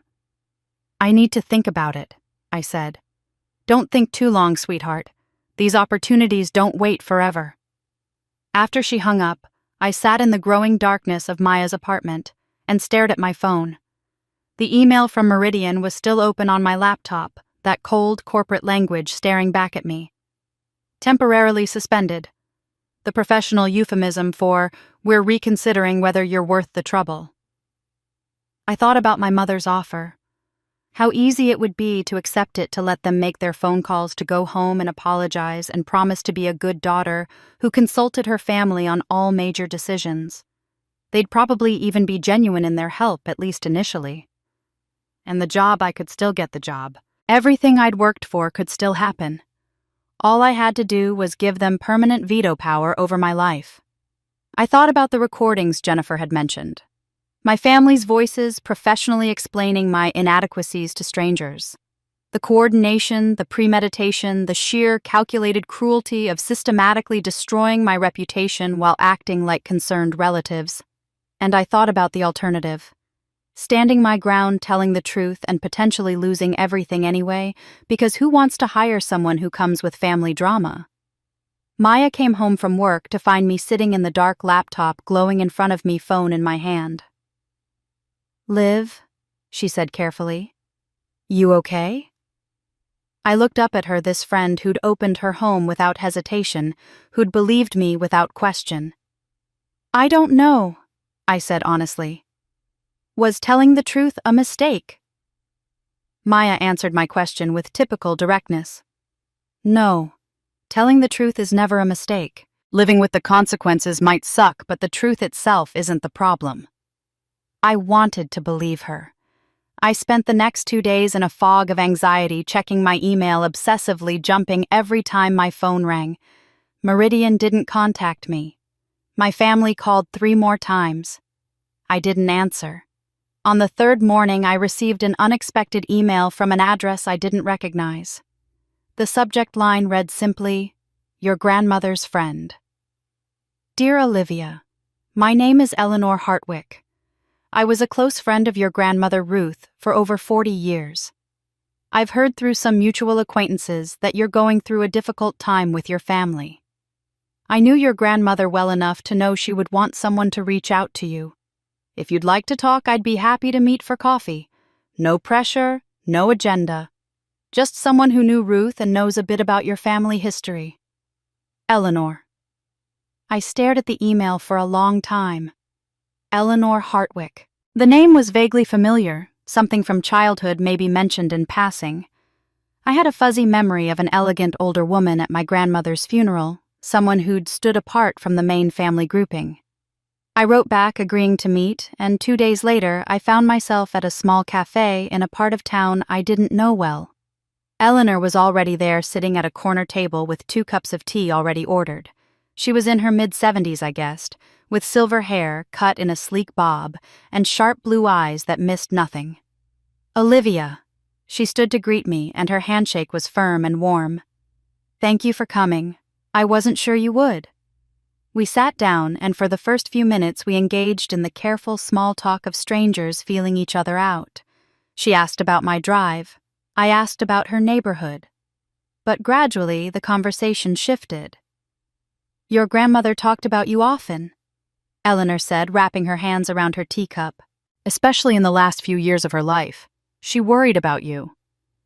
She never said anything to me. Ruth was careful about what she said directly. She'd learned the hard way that speaking too openly in your family came with consequences. Eleanor studied me over the rim of her cup. "I heard about what happened with your parents and the job opportunity. I'm sorry, but I can't say I'm surprised." Something in the way she said it made me set down my tea. "You're not surprised?" "No." She was quiet for a moment, choosing her words carefully. "Olivia, what do you know about your mother's family? Her childhood?" "Not much. She doesn't talk about it." "I imagine not." Eleanor's expression was complicated sympathy mixed with something that looked like old anger. "Your grandmother confided in me about things she couldn't discuss with her own family. One of those things was her oldest daughter." I must have looked confused because Eleanor continued gently. "Your mother wasn't an only child, Olivia. She had an older sister, Catherine." The name meant nothing to me. I'd never heard it before, never seen it on a family tree, never encountered it in any story or anecdote from my mother's childhood. "I've never heard of anyone named Catherine." "You wouldn't have. She was erased." Eleanor said it matter-of-factly, but there was weight behind the words. "Catherine was brilliant. Scholarship to a prestigious university career in architecture at a time when very few women entered the field.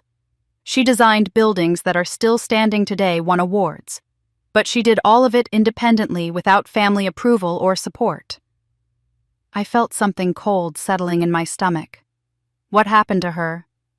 "She left. In her late 20s, she cut ties with the family almost completely. Your grandmother stayed in sporadic contact with her secret letters, occasional phone calls that no one else knew about. But as far as the rest of the family was concerned, Catherine ceased to exist. Photos were removed from albums. Her name was no longer mentioned. When your mother had children, she was instructed never to speak of her aunt." "Why?" "Because Catherine proved something the family couldn't tolerate, that you could leave and survive, thrive even." Eleanor leaned forward slightly. "Your mother was the younger sister. She was 18 when Catherine left, and from what Ruth told me, your mother idolized Catherine. But she was also being groomed for a very different life. Marriage, family, staying close to home. When Catherine chose differently, it created an impossible situation. I thought about my mother, about the bitterness that seemed to live just beneath her surface, about the way she talked about independence, as if it were a character flaw. Catherine never came back. Once. For your grandmother's funeral. I met her there, a woman in her 60s by then, accomplished and at peace with her choices. But she stood apart from the family and they from her. She left before the reception ended. Your mother wouldn't even look at her." The pieces were clicking into place, each one adding to a picture I'd never seen before. This wasn't just about me. This pattern had played out before, with my mother watching, learning, storing up resentment and fear. "Olivia," Eleanor said quietly, "you're not the first woman in your family to face this. You won't be the last unless someone breaks the cycle. Your grandmother understood that. It's why she tried to warn you in her way." I remembered my grandmother's words again. Families sometimes aren't afraid of you failing. They're afraid of you not needing them anymore. "What did Catherine do?" I asked, my voice barely above a whisper. That was so threatening they had to erase her. Eleanor looked at me for a long moment as if deciding how much to say. Then she began. "Catherine existed," she said simply. "That was her crime. She was born first and she was extraordinary. Your grandparents recognized that early. She was brilliant, ambitious, everything they'd hoped for in a child. They invested in her education, encouraged her talents, created opportunities. And then Margaret was born. Eleanor paused to sip her tea, gathering the threads of a story that had clearly pained my grandmother to tell. Margaret was also bright, also capable. But by the time she came along, the family's resources and attention were already committed to Catherine's trajectory. And somewhere along the way, the family decided that having one successful daughter was enough. Margaret's role would be different. Different how? Traditional. Your grandfather's business was struggling. This was the early 70s. Economic difficulties. They decided Catherine would be the career success, the one who would elevate the family's status. Margaret would make a good marriage, provide stability, be the dutiful daughter who stayed close and cared for aging parents. I felt sick. They just decided her life for her. It was more subtle than that. They never said it outright. But opportunities that had flowed to Catherine dried up for Margaret. When Catherine got a scholarship to a prestigious university, the family celebrated and supplemented it with their own money. When Margaret expressed interest in college, she was steered toward local schools, told that staying nearby was more practical. When she showed aptitude for science, she was encouraged to consider nursing rather than medical school, not because she wasn't capable, but because her role was already defined. Eleanor's hands tightened around her cup. And then when Margaret was 18 and Catherine was away at graduate school, your grandparents introduced Margaret to a suitable young man. Your father. He was from a good family, had prospects seemed stable. They made it very clear that this was the path forward for her. They pressured her to marry at 18. Not pressure exactly. Encouragement. Expectation. The kind of family weight that doesn't feel like force but is just as effective. Margaret married your father at 19. Catherine came home for the wedding but left immediately after. She was building her career, winning awards, living the life she'd been groomed for. The picture was becoming clearer, more devastating. And Catherine never tried to help her. That's the part Ruth agonized over, Eleanor said softly. Catherine was young herself, maybe 24, 25. Building her career took everything she had. It was harder for women then, even brilliant ones. Ruth believed Catherine might not have fully understood what was happening to Margaret until it was too late. Or maybe she understood but didn't know how to stop it without destroying her own future. But she left Margaret behind. Yes. And Margaret watched from her early marriage, from the life that was closing in around her as her sister thrived.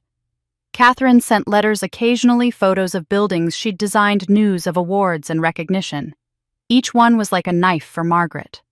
Not because Catherine was cruel, she wasn't, but because each success was a reminder of everything Margaret had lost.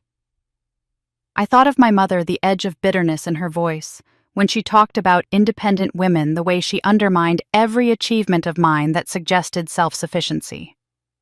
Margaret never forgave her, I said. More than that.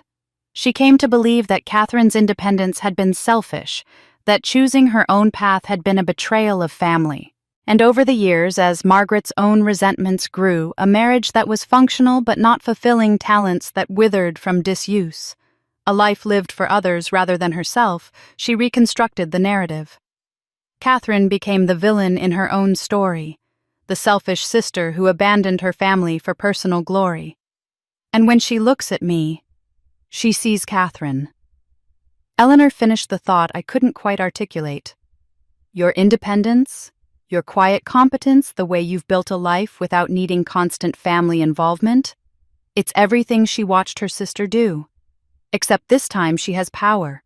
This time she can prevent the abandonment before it happens. The cruelty of it took my breath away. My mother wasn't trying to hurt me out of malice. She was trying to rewrite her own history to prevent me from becoming the sister who left her behind. Every time she sabotaged my success, every time she diminished my achievements, she was fighting a ghost. Does she even see me? I asked. Or just Catherine? I think she stopped being able to tell the difference a long time ago. Eleanor reached across the table and squeezed my hand. Your grandmother knew this pattern. She watched it destroy the relationship between her daughters. She tried in small ways to break it before it reached you, but she died before she could do more than plant seeds. I sat back, the full weight of understanding settling over me. This explained everything: the favoritism toward Rachel, who posed no threat because she was dependent and needy, the systematic undermining of anything that suggested I might not need them, the coordinated campaign to destroy this job opportunity. It wasn't about the job at all.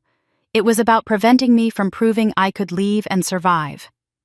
My mother was fighting a war that started 40 years ago, and I was collateral damage in a battle that had never been about me. If I continue forward, I said slowly, if I pursue this career, build my independence, they won't let go easily, Eleanor confirmed. Because to them, you're not just making a career choice. You're repeating the original sin that wounded this family. You're becoming Catherine. I felt chilled despite the warm cafe. This wasn't about her at all. I left the cafe in a daze, Eleanor's words echoing in my mind. The drive back to Maya's apartment was automatic, my hands on the wheel while my brain worked furiously through decades of memories, reframing everything I'd thought I understood. The scholarship. I'd been 16, a junior in high school, when my guidance counselor told me about a full-ride scholarship to a prestigious university. The application required teacher recommendations, transcripts, and a personal essay. I'd worked on that essay for weeks, poured everything into it, and given the sealed envelope to my mother to mail because I'd been sick with the flu the week it was due. It was never submitted. When I asked about it weeks later, my mother said she'd forgotten it in her purse, then couldn't find it. These things happen, honey. There'll be other opportunities. I'd been devastated, but had blamed myself for not following up sooner, for trusting someone else with something so important. Now, with Catherine's story fresh in my mind, I saw it differently. My mother had deliberately not mailed it. She'd let the deadline pass, ensured I'd stay local, kept me within reach. The internship came back to me next, sharp and painful. I was 21 in my junior year of college. A professor had recommended me for a competitive summer internship with a healthcare policy think tank in Washington, D.C. It would have been a defining experience, the kind of opportunity that opens doors for an entire career. But when I mentioned it to my family over spring break, the response was immediate and coordinated. D.C., that's so far. My mother's face had creased with worry. And expensive. Where would you live? How would you afford it? My father had been more direct. Seems impractical. You'd be better off getting a paying job locally, something that actually helps you build savings. Rachel had rolled her eyes. God, Olivia, why do you always have to make everything so complicated? Just get a normal summer job like everyone else. They'd worn me down with concerns and practical objections until I'd talked myself out of applying. I'd convinced myself they were right, that I was being impractical. I'd taken a summer job at a local insurance office instead, filing papers for minimum wage. How many other opportunities had vanished that way? The study abroad program I'd mentioned, and then been discouraged from pursuing. The job offer in Boston that my mother had called running away from family. The professional conference where somehow my registration had never been processed, even though I'd given my father my credit card to complete it while I was traveling. Each incident I'd attributed to bad luck, to miscommunication, to my own failure to follow through properly. But they formed a pattern, a deliberate, sustained pattern of intervention designed to keep me close, keep me dependent, keep me from becoming someone who didn't need them. I pulled into Maya's parking lot and sat in the car, hands gripping the steering wheel, finally seeing the truth I'd been too close to recognize. This wasn't about hatred. It would have been easier if it were. Hatred I could understand, could fight against, could walk away from with a clear conscience. But this was fear dressed up as love control, disguised as protection. My family didn't want me to fail. Failure would require them to rescue me, which would be exhausting. They wanted me to succeed just enough to be comfortable, but never enough to be truly free. Their ideal version of me was perpetually needing guidance. Achieving, yes, but always with an asterisk that required their approval, their input, their involvement to validate it. A Olivia who earned a decent living but still called home before making decisions. who had accomplishments but presented them humbly, never threatening their role as the authorities in my life. The moment I succeeded without them, the moment I proved I could build something entirely my own, I became Catherine, the abandoner, the selfish one who chose herself over family. And that made me more dangerous than any enemy because I threatened the foundational narrative of their lives. My mother had spent 40 years telling herself that Catherine was wrong to leave, that independence was selfishness, that family obligation should supersede personal ambition. If I succeeded on my own terms and thrived, I'd prove that narrative false. I'd prove her choices, the early marriage, the abandoned dreams, the unlived life had been unnecessary sacrifices. She couldn't allow that. Not consciously, maybe not even deliberately, but the psychological architecture was there, refined over decades. And my father had bought into it completely, had built his own authority on being the patriarch whose judgment was final, whose approval was necessary. They would fight me with every tool they had. Not because they were evil, but because to them this was existential. If I left and flourished, the story they'd told themselves about their lives would collapse. And people will do almost anything to protect their own narratives. I understood something else too. I couldn't win this fight on their terms. They had decades of practice wielding moral authority, mobilizing community pressure, using the language of family duty as a weapon. If I fought them directly, arguing about respect and boundaries and autonomy, I'd be crushed under the weight of social expectations. The good daughter doesn't abandon her family. The grateful child doesn't bite the hand that fed her. Every argument I made would be reframed as evidence of my instability, my selfishness, my Catherine-like betrayal. They controlled the narrative, and as long as they controlled it, they controlled me. I needed to do something they wouldn't expect, something Catherine hadn't done. I needed to stop fighting for their recognition and start fighting for something else entirely.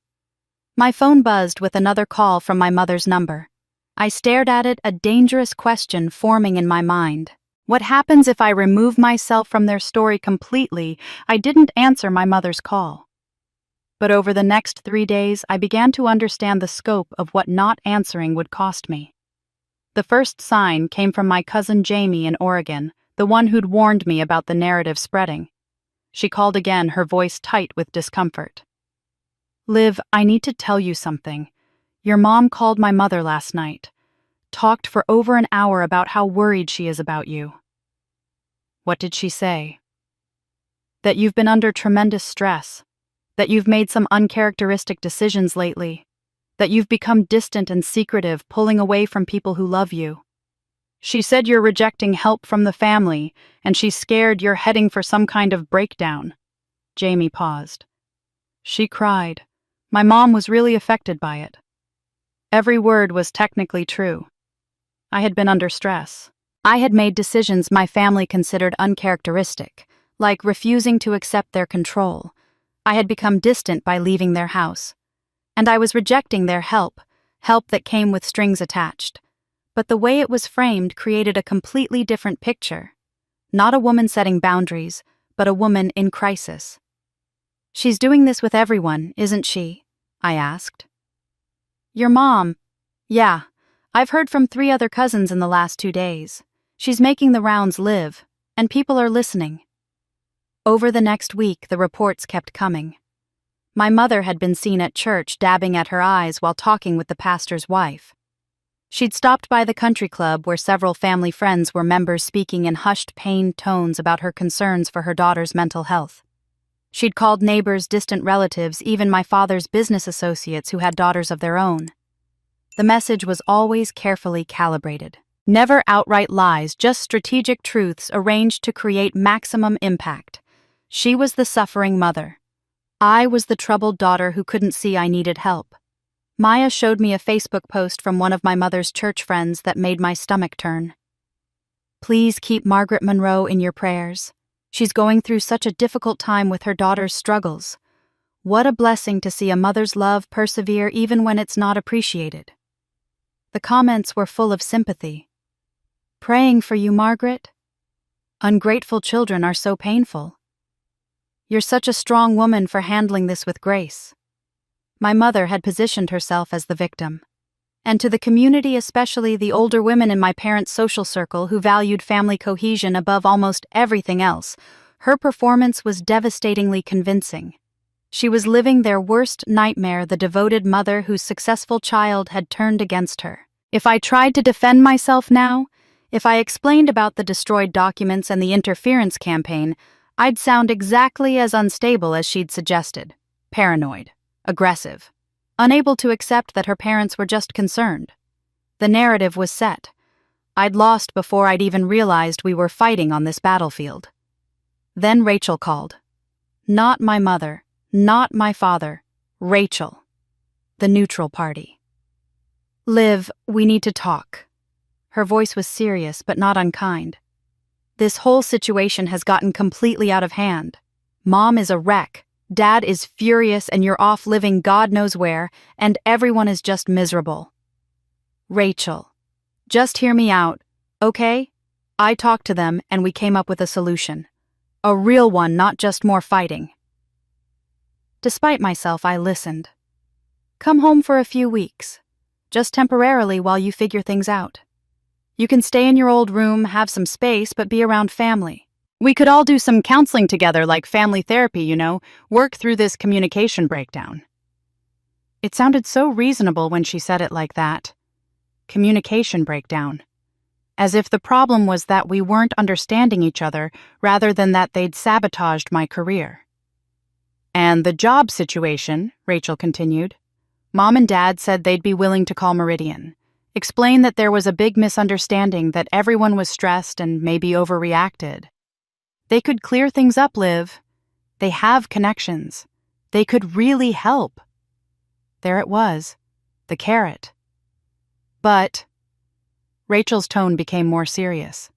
They need to know you're making good decisions going forward, that you'll include them in major stuff. That's not unreasonable, is it? They're your parents. They should be part of your life. What does that mean exactly? Include them. Just talk to them before making big career moves. Let them be involved in decisions. Make choices collaboratively, like a family. She said it like it was the most natural thing in the world. In exchange, they'll support you completely. Help with the job, stop worrying so much, let things go back to normal. Normal. That word hung in the air between us. The offer was perfect in its construction. Come home, do therapy where I'd be outnumbered 3-1. Let them help with the company by controlling the narrative. Promise to make all future decisions collaboratively, which meant giving them veto power over my life. In exchange, they'd restore family harmony and use their influence to salvage the job opportunity they'd destroyed. It was phrased as compromise, as healing, as the mature way to handle family conflict.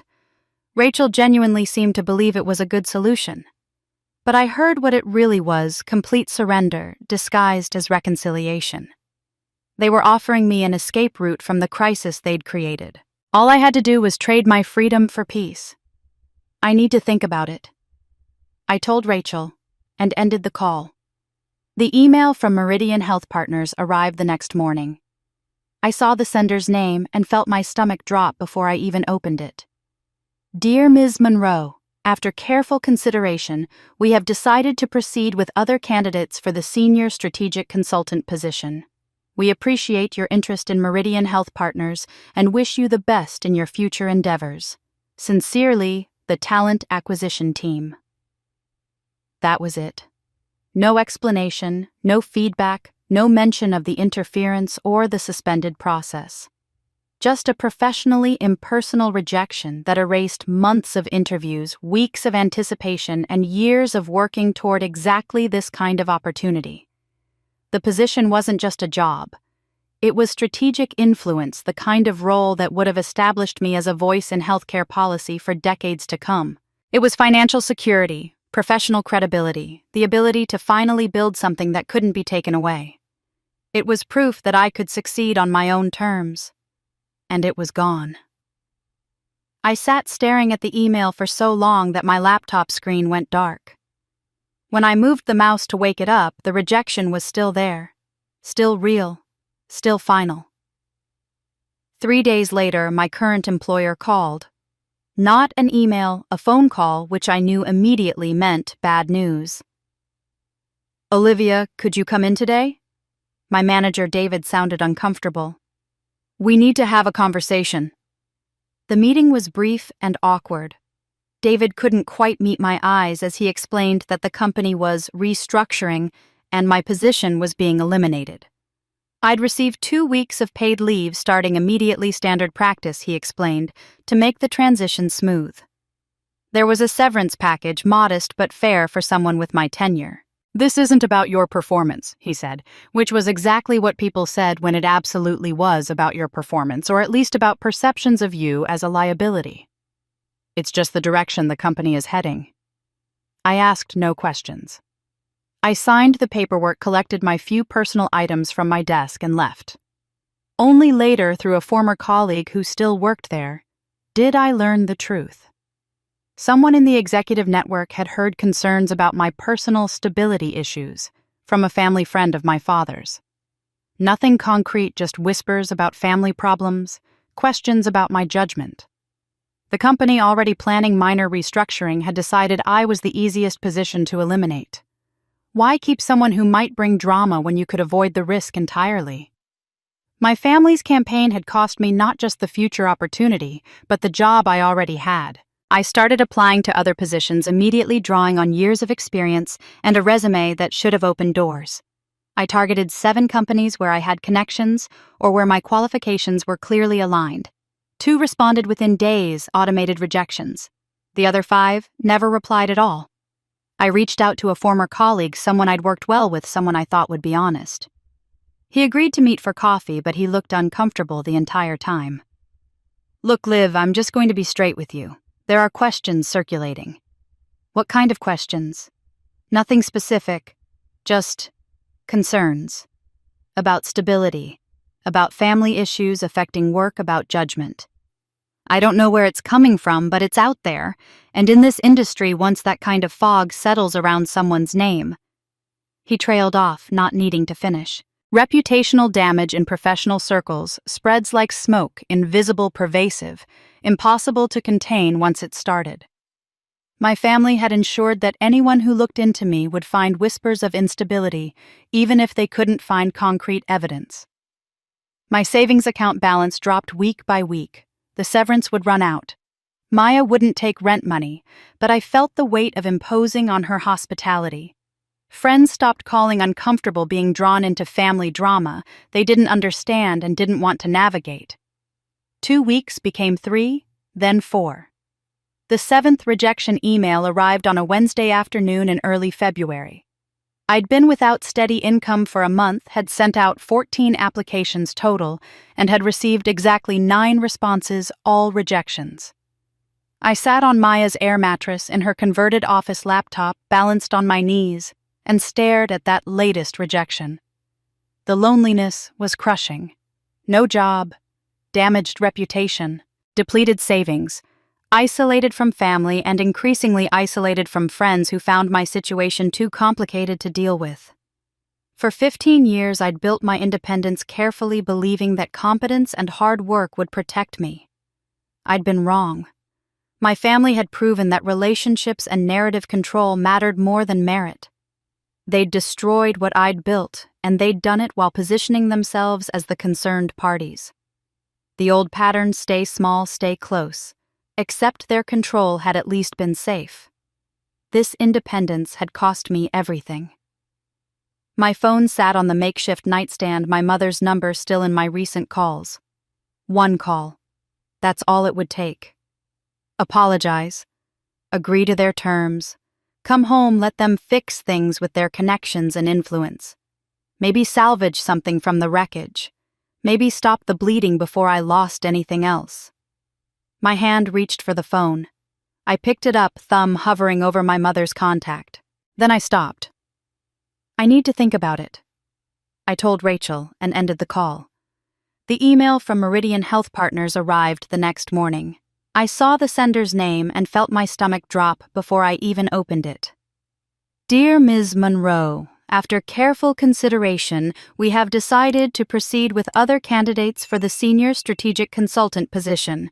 We appreciate your interest in Meridian Health Partners and wish you the best in your future endeavors. Sincerely, the Talent Acquisition Team. That was it. No explanation, no feedback, no mention of the interference or the suspended process. Just a professionally impersonal rejection that erased months of interviews, weeks of anticipation, and years of working toward exactly this kind of opportunity. The position wasn't just a job, it was strategic influence, the kind of role that would have established me as a voice in healthcare policy for decades to come. It was financial security, professional credibility, the ability to finally build something that couldn't be taken away. It was proof that I could succeed on my own terms. And it was gone. I sat staring at the email for so long that my laptop screen went dark. When I moved the mouse to wake it up, the rejection was still there, still real, still final. 3 days later, my current employer called. Not an email, a phone call, which I knew immediately meant bad news. "Olivia, could you come in today?" My manager, David, sounded uncomfortable. "We need to have a conversation." The meeting was brief and awkward. David couldn't quite meet my eyes as he explained that the company was restructuring and my position was being eliminated. I'd received 2 weeks of paid leave starting immediately, standard practice, he explained, to make the transition smooth. There was a severance package modest but fair for someone with my tenure. "This isn't about your performance," he said, which was exactly what people said when it absolutely was about your performance, or at least about perceptions of you as a liability. "It's just the direction the company is heading." I asked no questions. I signed the paperwork, collected my few personal items from my desk, and left. Only later, through a former colleague who still worked there, did I learn the truth. Someone in the executive network had heard concerns about my personal stability issues from a family friend of my father's. Nothing concrete, just whispers about family problems, questions about my judgment. The company, already planning minor restructuring, had decided I was the easiest position to eliminate. Why keep someone who might bring drama when you could avoid the risk entirely? My family's campaign had cost me not just the future opportunity, but the job I already had. I started applying to other positions immediately, drawing on years of experience and a resume that should have opened doors. I targeted 7 companies where I had connections, or where my qualifications were clearly aligned. 2 responded within days, automated rejections. The other 5 never replied at all. I reached out to a former colleague, someone I'd worked well with, someone I thought would be honest. He agreed to meet for coffee, but he looked uncomfortable the entire time. "Look, Liv, I'm just going to be straight with you. There are questions circulating." "What kind of questions?" "Nothing specific, just concerns. About stability, about family issues affecting work, about judgment. I don't know where it's coming from, but it's out there. And in this industry, once that kind of fog settles around someone's name..." He trailed off, not needing to finish. Reputational damage in professional circles spreads like smoke, invisible, pervasive, impossible to contain once it started. My family had ensured that anyone who looked into me would find whispers of instability, even if they couldn't find concrete evidence. My savings account balance dropped week by week. The severance would run out. Maya wouldn't take rent money, but I felt the weight of imposing on her hospitality. Friends stopped calling uncomfortable being drawn into family drama they didn't understand and didn't want to navigate. 2 weeks became 3, then 4. The 7th rejection email arrived on a Wednesday afternoon in early February. I'd been without steady income for a month, had sent out 14 applications total, and had received exactly 9 responses, all rejections. I sat on Maya's air mattress in her converted office laptop balanced on my knees and stared at that latest rejection. The loneliness was crushing. No job, damaged reputation, depleted savings, isolated from family and increasingly isolated from friends who found my situation too complicated to deal with. For 15 years, I'd built my independence carefully believing that competence and hard work would protect me. I'd been wrong. My family had proven that relationships and narrative control mattered more than merit. They'd destroyed what I'd built, and they'd done it while positioning themselves as the concerned parties. The old pattern stay small, stay close, accept their control had at least been safe. This independence had cost me everything. My phone sat on the makeshift nightstand, my mother's number still in my recent calls. One call. That's all it would take. Apologize, agree to their terms. Come home, let them fix things with their connections and influence. Maybe salvage something from the wreckage. Maybe stop the bleeding before I lost anything else. My hand reached for the phone. I picked it up, thumb hovering over my mother's contact. Then I stopped. I set the phone down. Something in me refused to make that call, even though every logical part of my brain was screaming that surrender was the only rational choice. Instead, I found myself reaching for a notebook Maya had left on the desk, one of those plain composition books from the drugstore. I opened it to the first page and began to write. At the top, I put, "Every time I backed down." Then I started listing. The scholarship I'd mentioned in my session with Eleanor, the one my mother never mailed. Beside it, I wrote, "Lost full ride to Northwestern. Went to state school instead, $60,000 in student loans." The internship in D.C. I'd been talked out of pursuing. Beside it, "Lost early connections in policy work. Career delayed 2 to 3 years." But those were just the obvious ones. As I kept writing, the list grew longer, reaching back further into my past. Age 14. I'd wanted to try out for the debate team. My mother had said it would take time away from helping Rachel with her homework, that it seemed selfish when Rachel was struggling. I'd dropped it. Beside it now, I wrote, "Lost skill development in argumentation and public speaking. Lost confidence." Age 19. There'd been a guy, Marcus, a pre-med student with kind eyes, who'd asked me out repeatedly. My family had made their disapproval clear. He was from the wrong background, had the wrong career prospects, wasn't suitable. I'd ended things before they started. Beside it, lost chance at first real relationship, lost practice at choosing my own partners. Age 24. I'd been offered a position that required relocating to Seattle. Better pay, better growth trajectory. My father had called it running away from responsibility. My mother had cried about being abandoned. I'd turned it down. Beside it, lost $15,000 annual salary increase, lost network and stronger market, lost momentum. Age 28. I'd completed a major certification in healthcare policy analysis. I'd been excited about it, had mentioned it at Christmas. My mother had changed the subject within 30 seconds. I'd stopped talking about professional achievements after that. Beside it, lost practice at self-advocacy, lost voice. The list filled 3 pages. Each entry had seemed small at the time, reasonable even. Who pursues debate team when their sister needs tutoring help? Who takes a job across the country when their parents express worry? Who keeps bragging about achievements when it clearly makes everyone uncomfortable? But looking at them collectively spanning 2 decades, I saw something else entirely. This wasn't a life of mature compromises. This was a life systematically diminished opportunity, by opportunity, choice by choice. Each individual surrender had cost me something. Together, they'd cost me everything. I'd told myself that backing down was noble, that preserving family peace was worth small sacrifices. But silence, I finally understood, wasn't always noble. Sometimes it was just slow suicide. My mind drifted to Catherine. Eleanor had said she'd disappeared, removed herself from the family entirely. For weeks, I'd thought of that as cowardice, as taking the easy way out, running away instead of fighting. But sitting here looking at my list of surrenders, I understood Catherine's choice differently. She hadn't run away. She'd refused to play a rigged game. Because that's what this was, a game where the rules changed whenever I got close to winning. Work hard and succeed. You're being selfish and ambitious. Ask for support. You're needy and demanding. Stay quiet and independent. You're secretive and distant.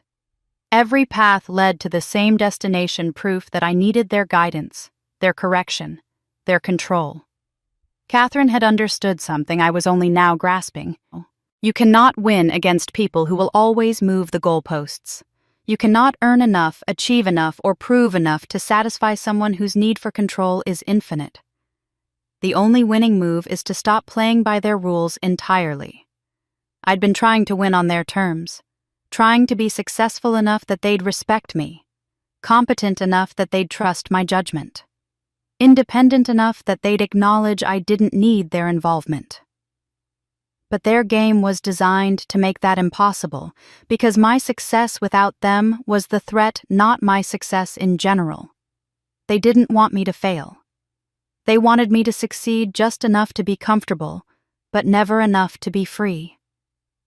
And no amount of proving myself would change that equation, because the problem wasn't my capabilities, it was their need to remain essential. I couldn't defeat them by being better. I could only defeat them by becoming unreachable. The shift in thinking was subtle, but seismic. For 35 years, my goal had been earning their recognition, their approval, their respect. But those goals had always been impossible because granting them would require acknowledging my independence, which was the exact thing they feared most. I needed a different goal entirely. Not to prove myself to them, but to build a life where their approval became irrelevant. Not to win their war, but to leave the battlefield entirely.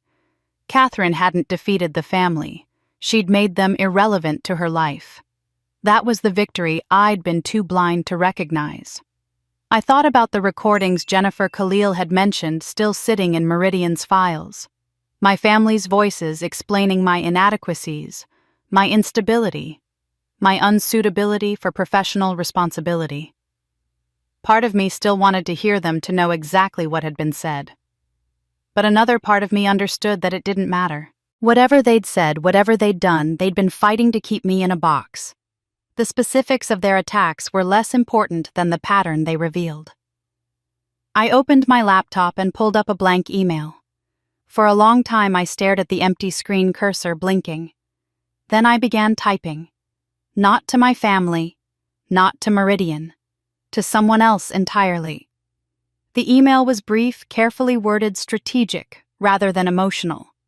I wasn't asking for rescue. I wasn't seeking validation or sympathy. I was initiating the first move in a different kind of game, one where the rules would be mine to set. When I finished, I read it over 3 times, making small adjustments to the tone. Then before I could second-guess myself, I hit send. The response came faster than I expected within 2 hours. Just 3 words, but they were enough. Let's talk. When... The email I'd sent was to Daniel Reeves, a former manager from my first consulting job 7 years ago. I'd stayed in occasional contact with him, the kind of professional relationship maintained through LinkedIn updates and brief messages on career milestones. But there was history there, something deeper than casual networking. When I'd left his company for a better opportunity, I'd given him 3 months' notice instead of the standard 2 weeks.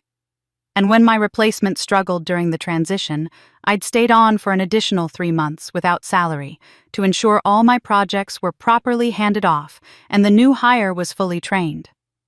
It had cost me financially 3 months of unpaid work while already committed to rent in a new city, but it had been the right thing to do.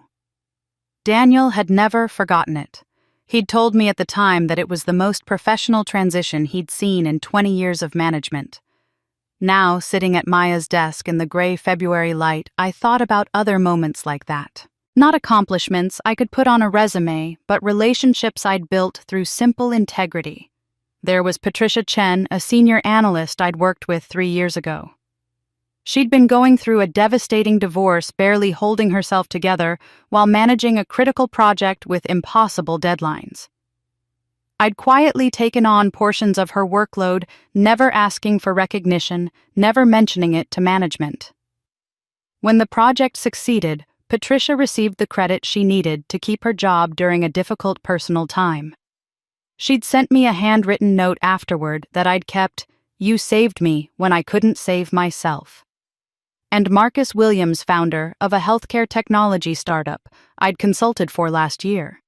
He'd had almost no budget, but his platform had the potential to improve medication adherence for elderly patients.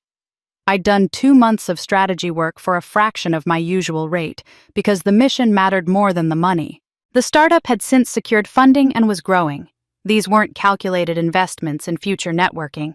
They'd simply been the right things to do at the time. But now, with my reputation under coordinated attack, these relationships built on genuine reciprocity might be the only capital I had left. I opened a new document and began drafting messages. 7 people each, someone I'd worked with in ways that went beyond simple professional obligation. But I wasn't going to ask for jobs. That would position me as desperate as someone who needed rescue. Instead, I would ask for what I actually needed: wisdom. The message I crafted was honest but strategic.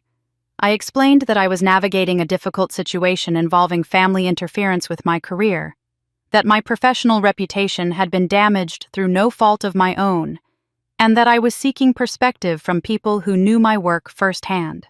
Then I asked a simple question. Given what you know about my capabilities and character, what would you do in this situation?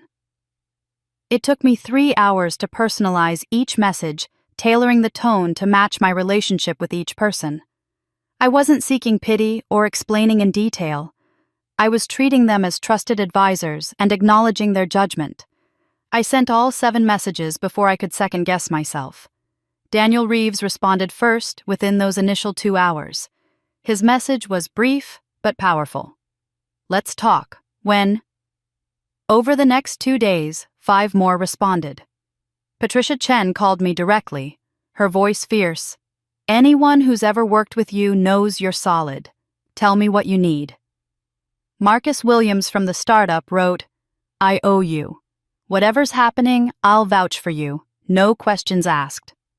2 others offered to serve as professional references, emphasizing that they'd be happy to speak to anyone about my competence and integrity. Only 1 person didn't respond, a former colleague who'd moved to a competitor firm. I wasn't surprised or hurt. 7 attempts, 6 positive responses. That was better odds than I'd had any right to expect. But responses, however encouraging, didn't solve my immediate problem. I needed income. I needed to rebuild my professional standing.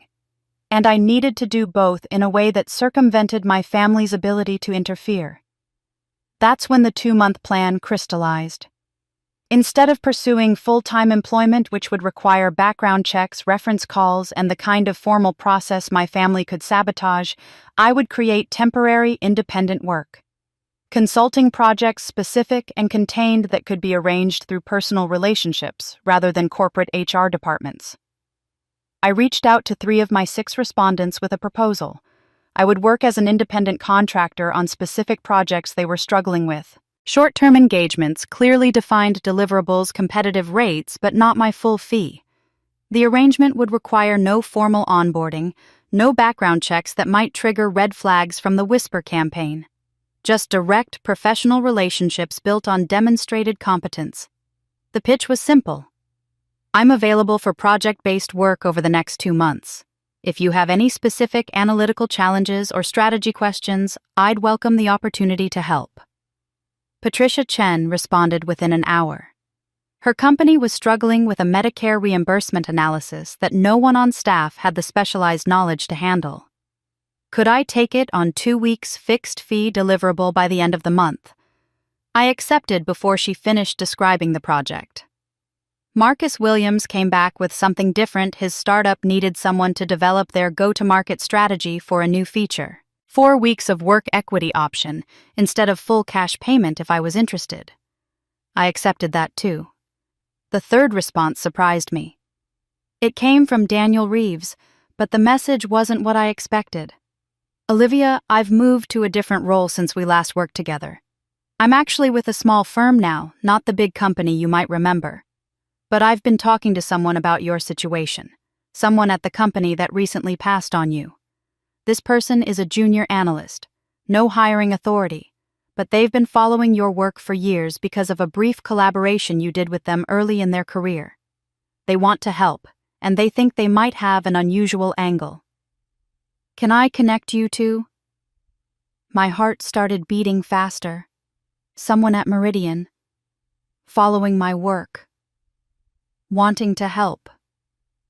I wrote back immediately, yes, please.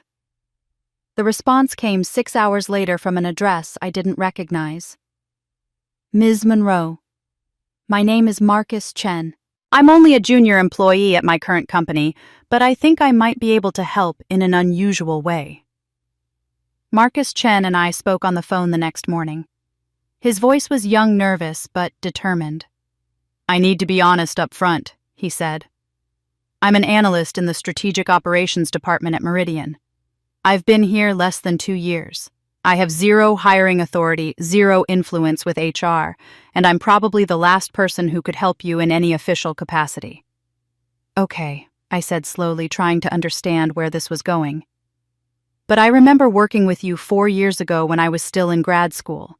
You consulted on a project my professor was running healthcare accessibility in rural areas. You spent 3 hours walking me through your methodology, even though I was just a student assistant who had no right to take up your time. You treated my questions like they mattered. The memory surfaced vague but warm. A young graduate student, earnest and brilliant, asking detailed questions about statistical modeling. I've followed your work since then, Marcus continued. Read your publications, tracked your career moves. When your name came up during our hiring process, I was excited.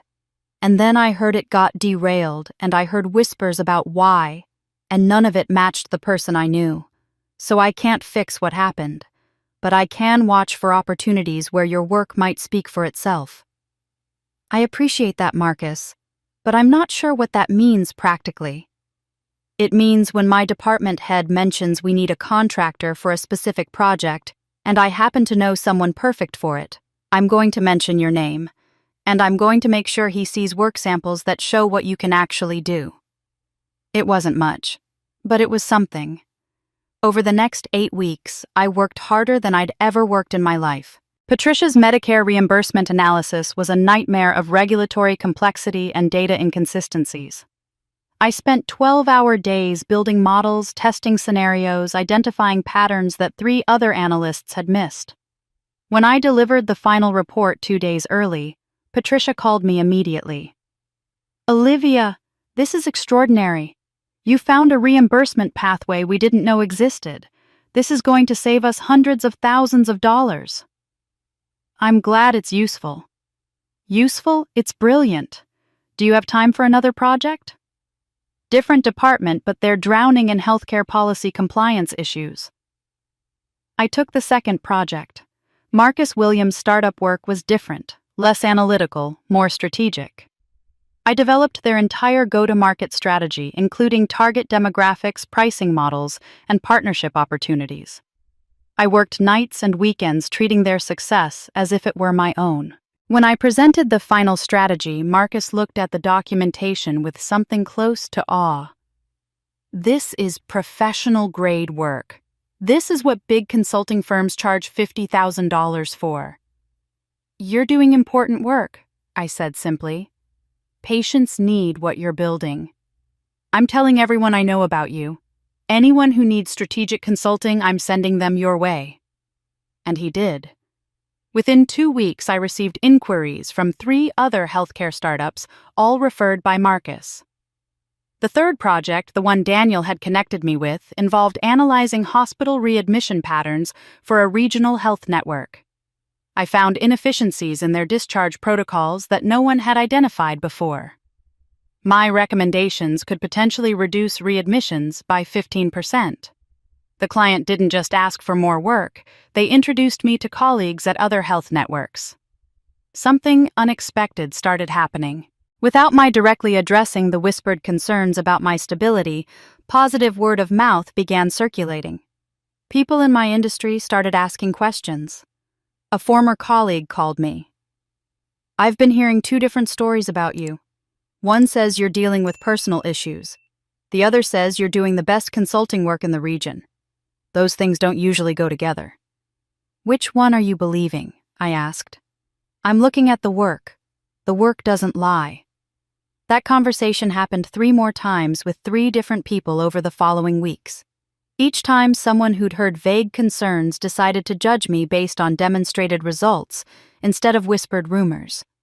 The negative fog was dissipating not because I'd defended myself, but because I'd replaced it with something undeniable excellent work consistently delivered across multiple clients who were now actively recommending me. 6 weeks into my 2-month plan, Marcus Chen sent me an email with a subject line that made my heart stop: potential opportunity.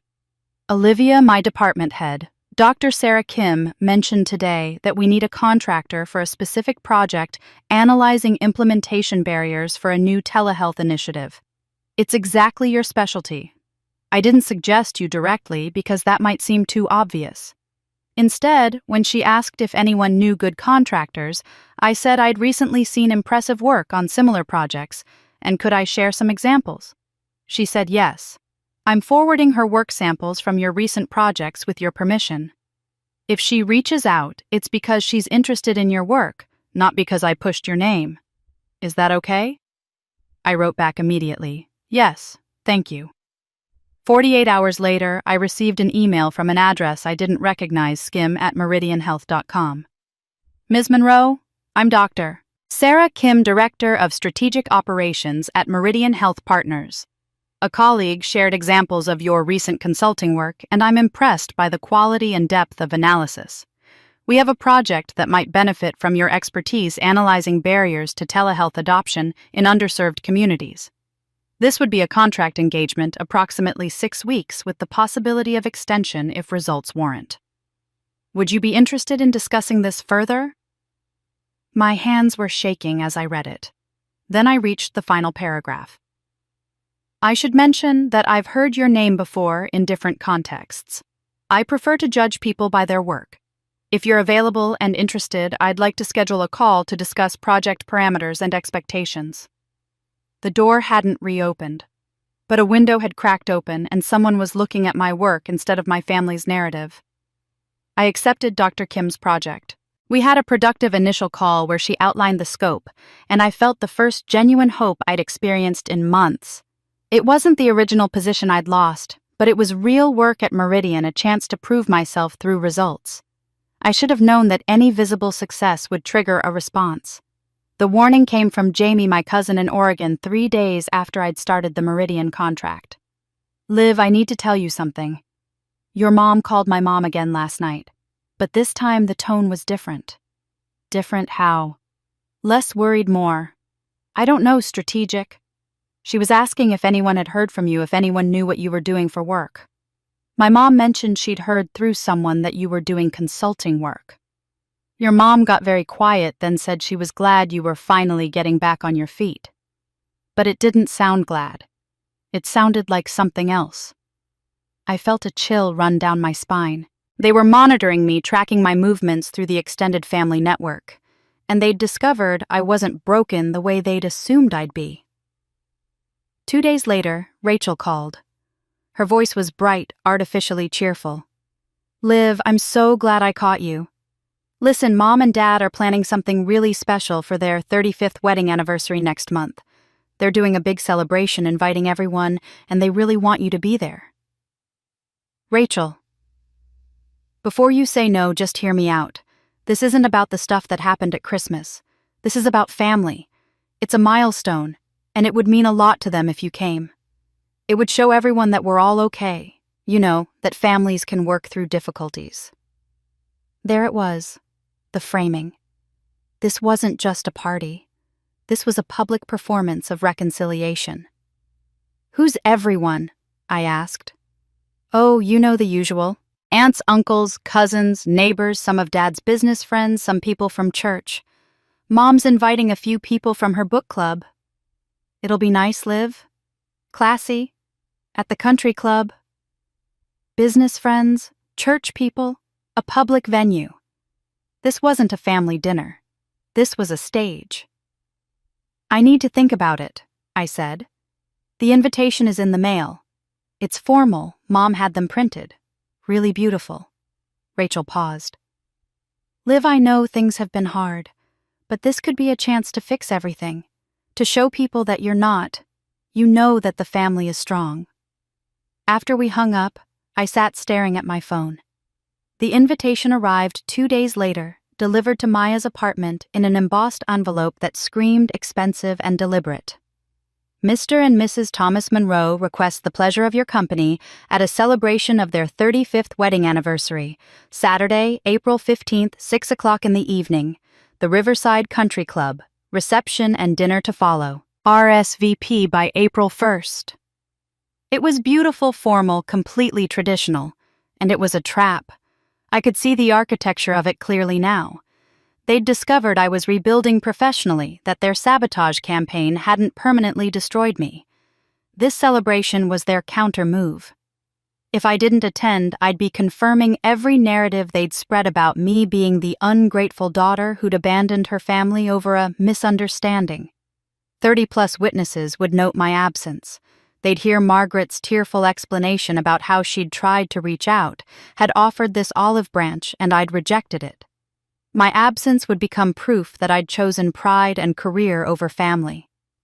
The story would spread through their social network, through the church community, through my father's business connections, some of whom I now realized likely had connections to people in my industry. The Whisper campaign would resume with renewed credibility. Even her own parents' anniversary wasn't important enough for her to attend. But if I did attend, I'd be walking into an environment they controlled completely. 30 witnesses watching every interaction. Public pressure to reconcile, to hug my mother in front of the crowd, to make some statement about family healing. They could position themselves as the gracious parents welcoming back their troubled daughter, and I'd have no way to object without looking petty and vindictive in front of an audience. It was brilliant in its cruelty. They'd created a scenario with only 2 options, both of which served their narrative. A public event where my refusal to attend proved I was the problem, or my attendance gave them the opportunity to stage a reconciliation on their terms with witnesses to enforce it. I thought about what Eleanor had said about Catherine, that she'd been erased because she'd proven you could leave and thrive. My family had tried to prevent me from reaching that same conclusion by destroying my career opportunities. When that hadn't worked completely, when I'd started rebuilding through independent work, they'd escalated to this. The invitation sat on Maya's kitchen table, its embossed lettering catching the afternoon light. April 15th. 3 weeks away. 3 weeks to decide how to respond to a trap that seemed to close from every angle. I picked up the invitation again, reading the elegant script, imagining the scene they were constructing. Margaret in a beautiful dress, playing the role of devoted wife and wounded mother. My father as the patriarch magnanimous in victory. Rachel as the good daughter, the one who'd stayed loyal.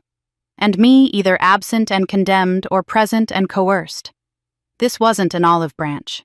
This was a carefully constructed trap baited with social pressure and witnessed by everyone whose opinion could affect my professional future. I stared at the embossed invitation, my mind racing, trying to find the move they hadn't anticipated. I called Eleanor the next morning. "I need to ask you something that might sound crazy," I said. "Do you know how to reach Aunt Catherine?" There was a long pause on the other end of the line. "Yes," Eleanor said slowly.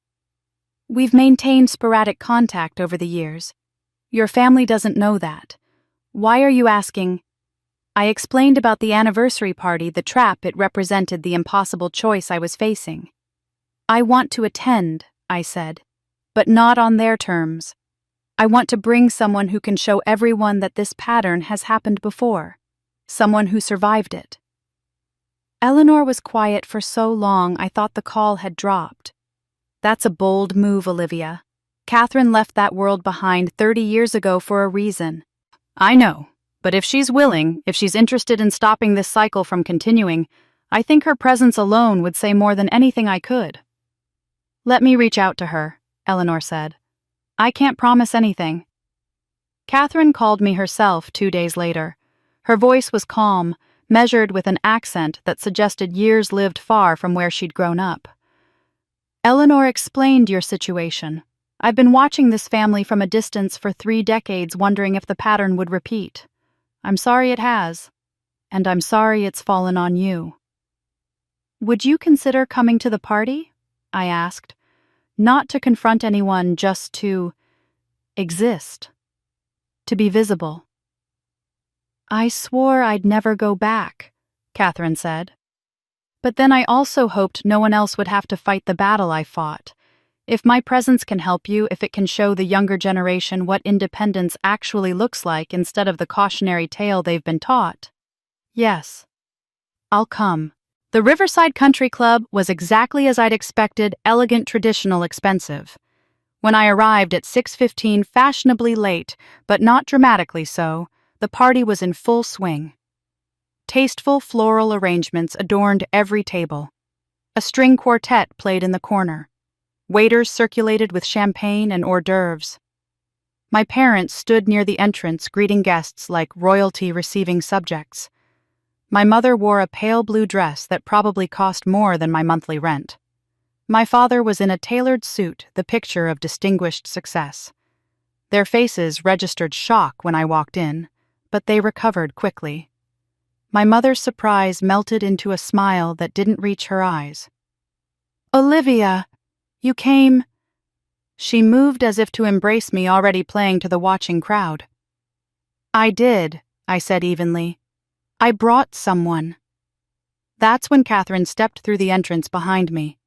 The room didn't just quiet, it stopped. Conversations died mid-sentence. The string quartet played on oblivious, creating a surreal soundtrack to the frozen tableau. Catherine was 70 now, but she'd aged into elegance rather than bitterness. Silver hair cut in a sophisticated style, a simple black dress, confident posture. She looked successful, content, at peace. Nothing like the cautionary tale my family had painted of women who chose independence. My mother's face drained of all color. "Catherine," she whispered. "Hello, Margaret." Catherine's voice was neutral, neither warm nor hostile. "It's been a long time." The older relatives were staring like they'd seen a ghost. Some of the younger generation looked confused, asking each other in whispers who this woman was. My father had gone very still, his politician's smile frozen in place. An elderly aunt, my mother's aunt, technically Catherine, and Margaret's aunt, approached slowly. "Catherine, is it really you?" "Where have you been?" "Living my life," Catherine said simply. "Building a career, teaching architecture at a university in California, designing buildings, growing older, hopefully wiser." "But why did you disappear? Why did you abandon your family?" Catherine's expression was patient, almost kind. "I didn't abandon anyone. I chose independence and I was erased for it. Photographs were removed from albums. My name stopped being mentioned. When I called home, I was told I wasn't welcome unless I came back permanently and apologized for choosing my career over family obligations." The aunt looked shocked, then turned to my mother. "Margaret, is this true?" My mother's mouth opened and closed, no sound coming out. Catherine continued, her voice calm and factual without accusation or anger. "I wanted both. I wanted family and independence, but I was given an impossible choice: come home and give up everything I'd built or stay away and be treated as though I'd never existed. I chose to exist on my own terms." A younger cousin, maybe 25, spoke up.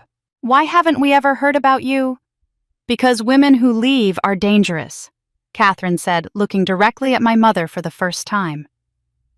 "We prove it can be done. We prove you can survive without approval.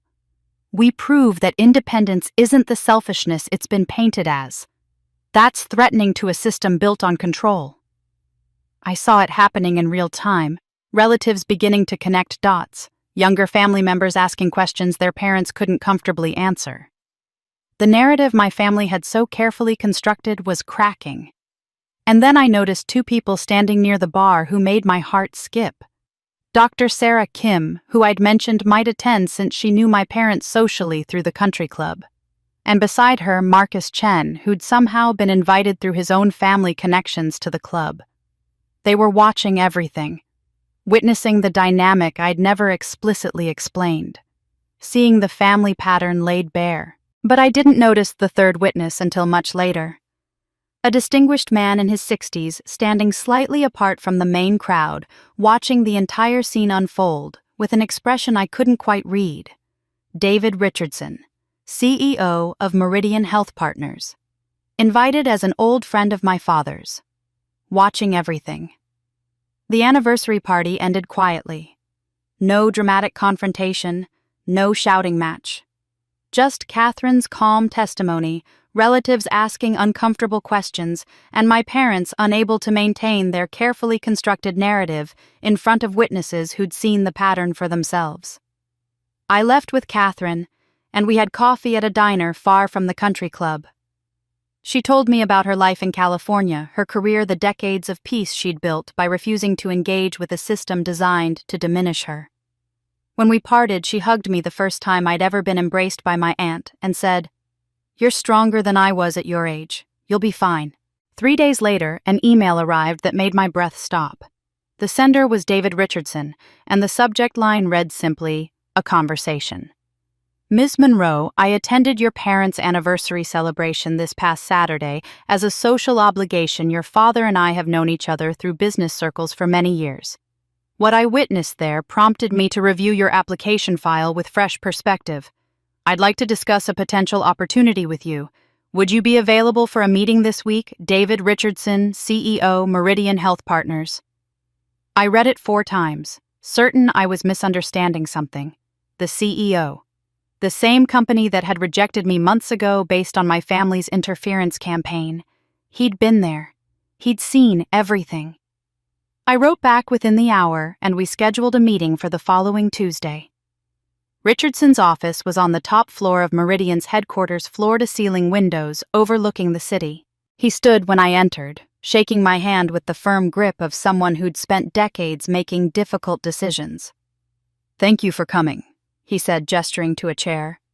"I'm going to be direct with you because I think you deserve directness after what happened." I sat, my heart pounding, saying nothing.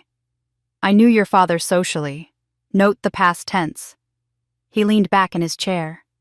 "I attended that anniversary party expecting the usual country club event. What I witnessed instead was a masterclass in family dysfunction and one woman's remarkable composure under pressure." He paused, studying me. "I went back and reviewed your entire file the next morning. I spoke with Dr. Kim, who's been singing your praises since you started the contract work. I reviewed the recordings of the phone calls our HR department received months ago, calls from your family members expressing concerns about your stability. Then I compared those calls to the scene I witnessed Saturday night, where you stood quietly while your aunt explained a multi-generational pattern of control disguised as care." My throat was tight. I managed to ask, "And what conclusion did you reach?" "That we made a mistake. We allowed outside interference to influence a hiring decision, and we lost a qualified candidate as a result." He opened a folder on his desk. "However, I can't simply reverse the original rejection. There are legal complications with rescinding a formal rejection and then hiring for the same position. It would open us up to questions from other rejected candidates about what changed." My heart sank. Of course. Legal complications. The door was closed after all. "So instead," Richardson continued, "I'm offering you a different position. It's newly created, which means no one was rejected from it. Senior Strategic Consultant reporting directly to the Strategic Operations Division. It's actually a higher level than the position you originally applied for, with more strategic influence and higher compensation." I stared at him, unable to process what I was hearing. "The role requires someone who can navigate complex stakeholder dynamics, maintain professional composure under pressure, and deliver results despite interference." He almost smiled. "Based on what I observed Saturday, you standing there while your family's control patterns were exposed in front of 30 witnesses, never losing your dignity, I'd say you're qualified." "I don't know what to say." "Say yes or no. If yes, HR will send you the formal offer details. If no, I'll understand, though. I hope you'll consider it." He paused. "I should mention that I've already informed your father that our business relationship is concluded. I don't maintain professional associations with people who sabotage their children's careers." The meeting lasted another 20 minutes as he outlined the position's scope, the expectations, the timeline. When I left his office, I had a job offer that exceeded anything I'd hoped for when this nightmare began. But before I accepted, before I signed anything, I had one more thing to do. That evening, I drafted an email to my family. It took me 3 hours to get the tone right. Not angry, not accusatory, just clear. To my family, I'm writing to establish boundaries for any future relationship we may have. These are non-negotiable. 1. All communication with me must be in writing and sent directly to my email address.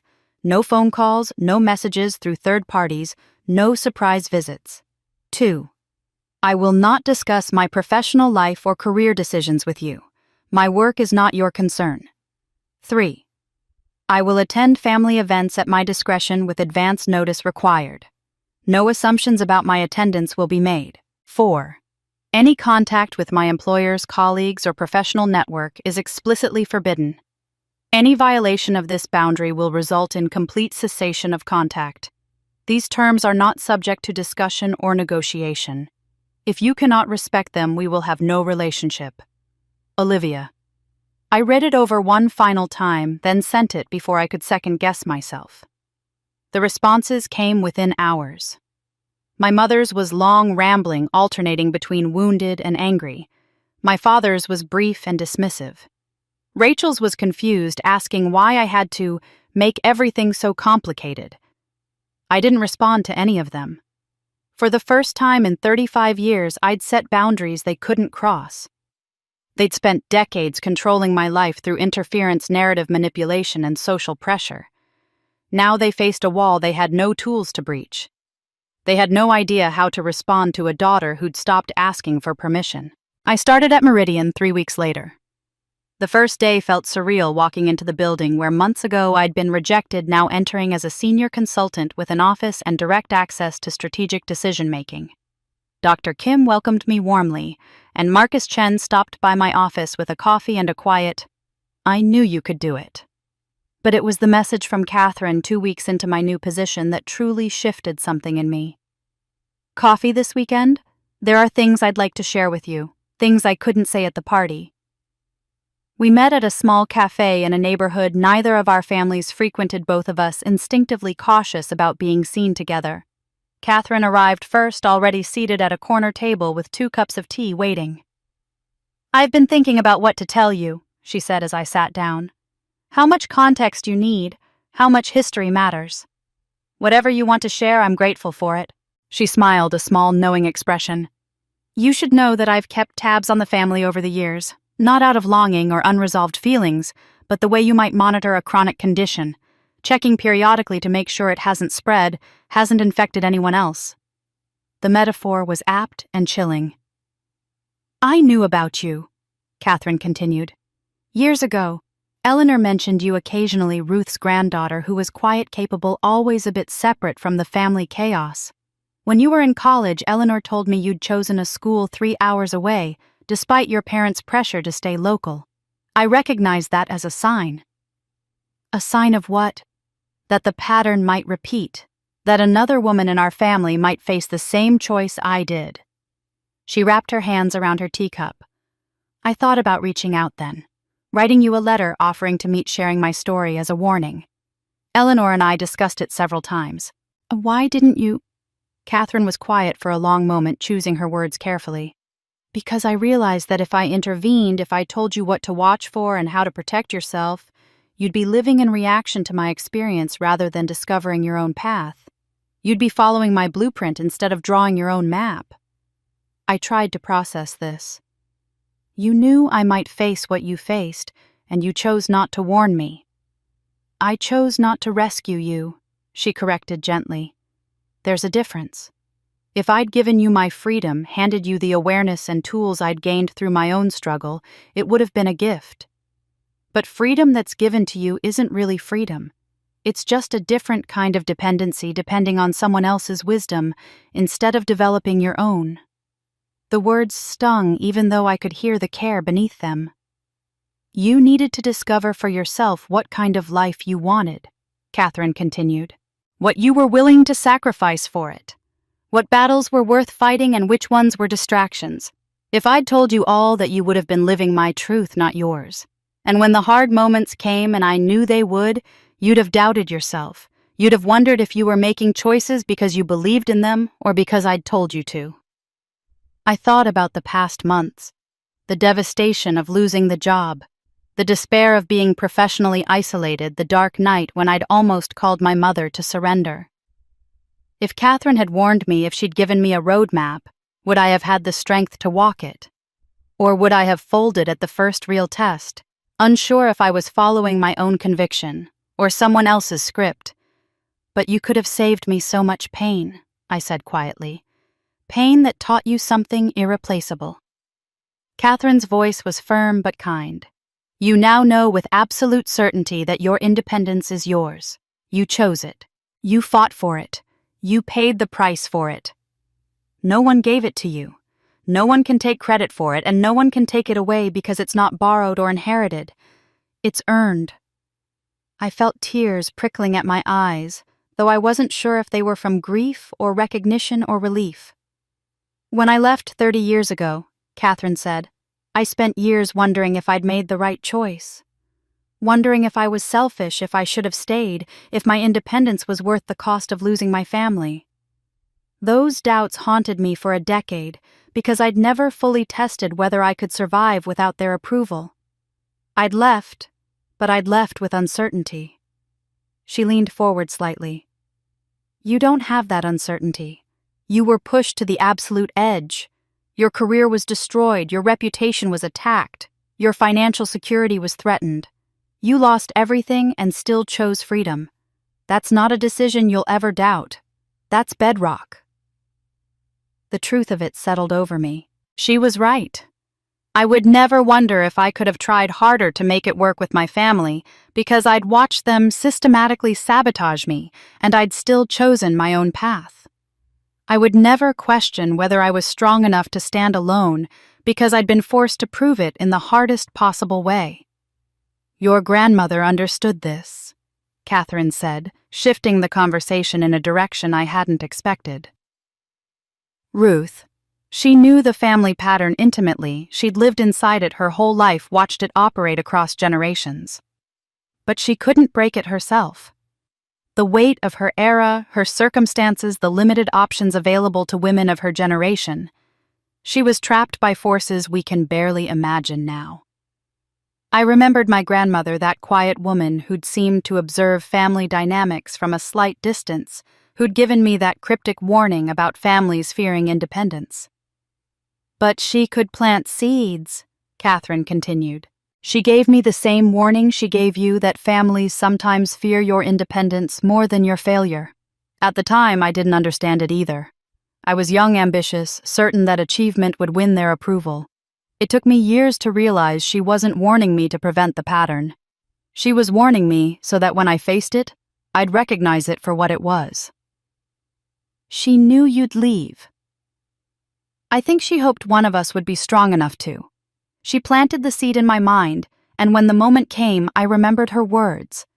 They gave me permission to trust what I was seeing, to believe that my perception of the family dynamics was accurate, even when everyone told me I was imagining things. Catherine paused, her expression growing more intense. And then she planted the same seed in you. You and I, Olivia, were the ones who finally grew strong enough to break the cycle.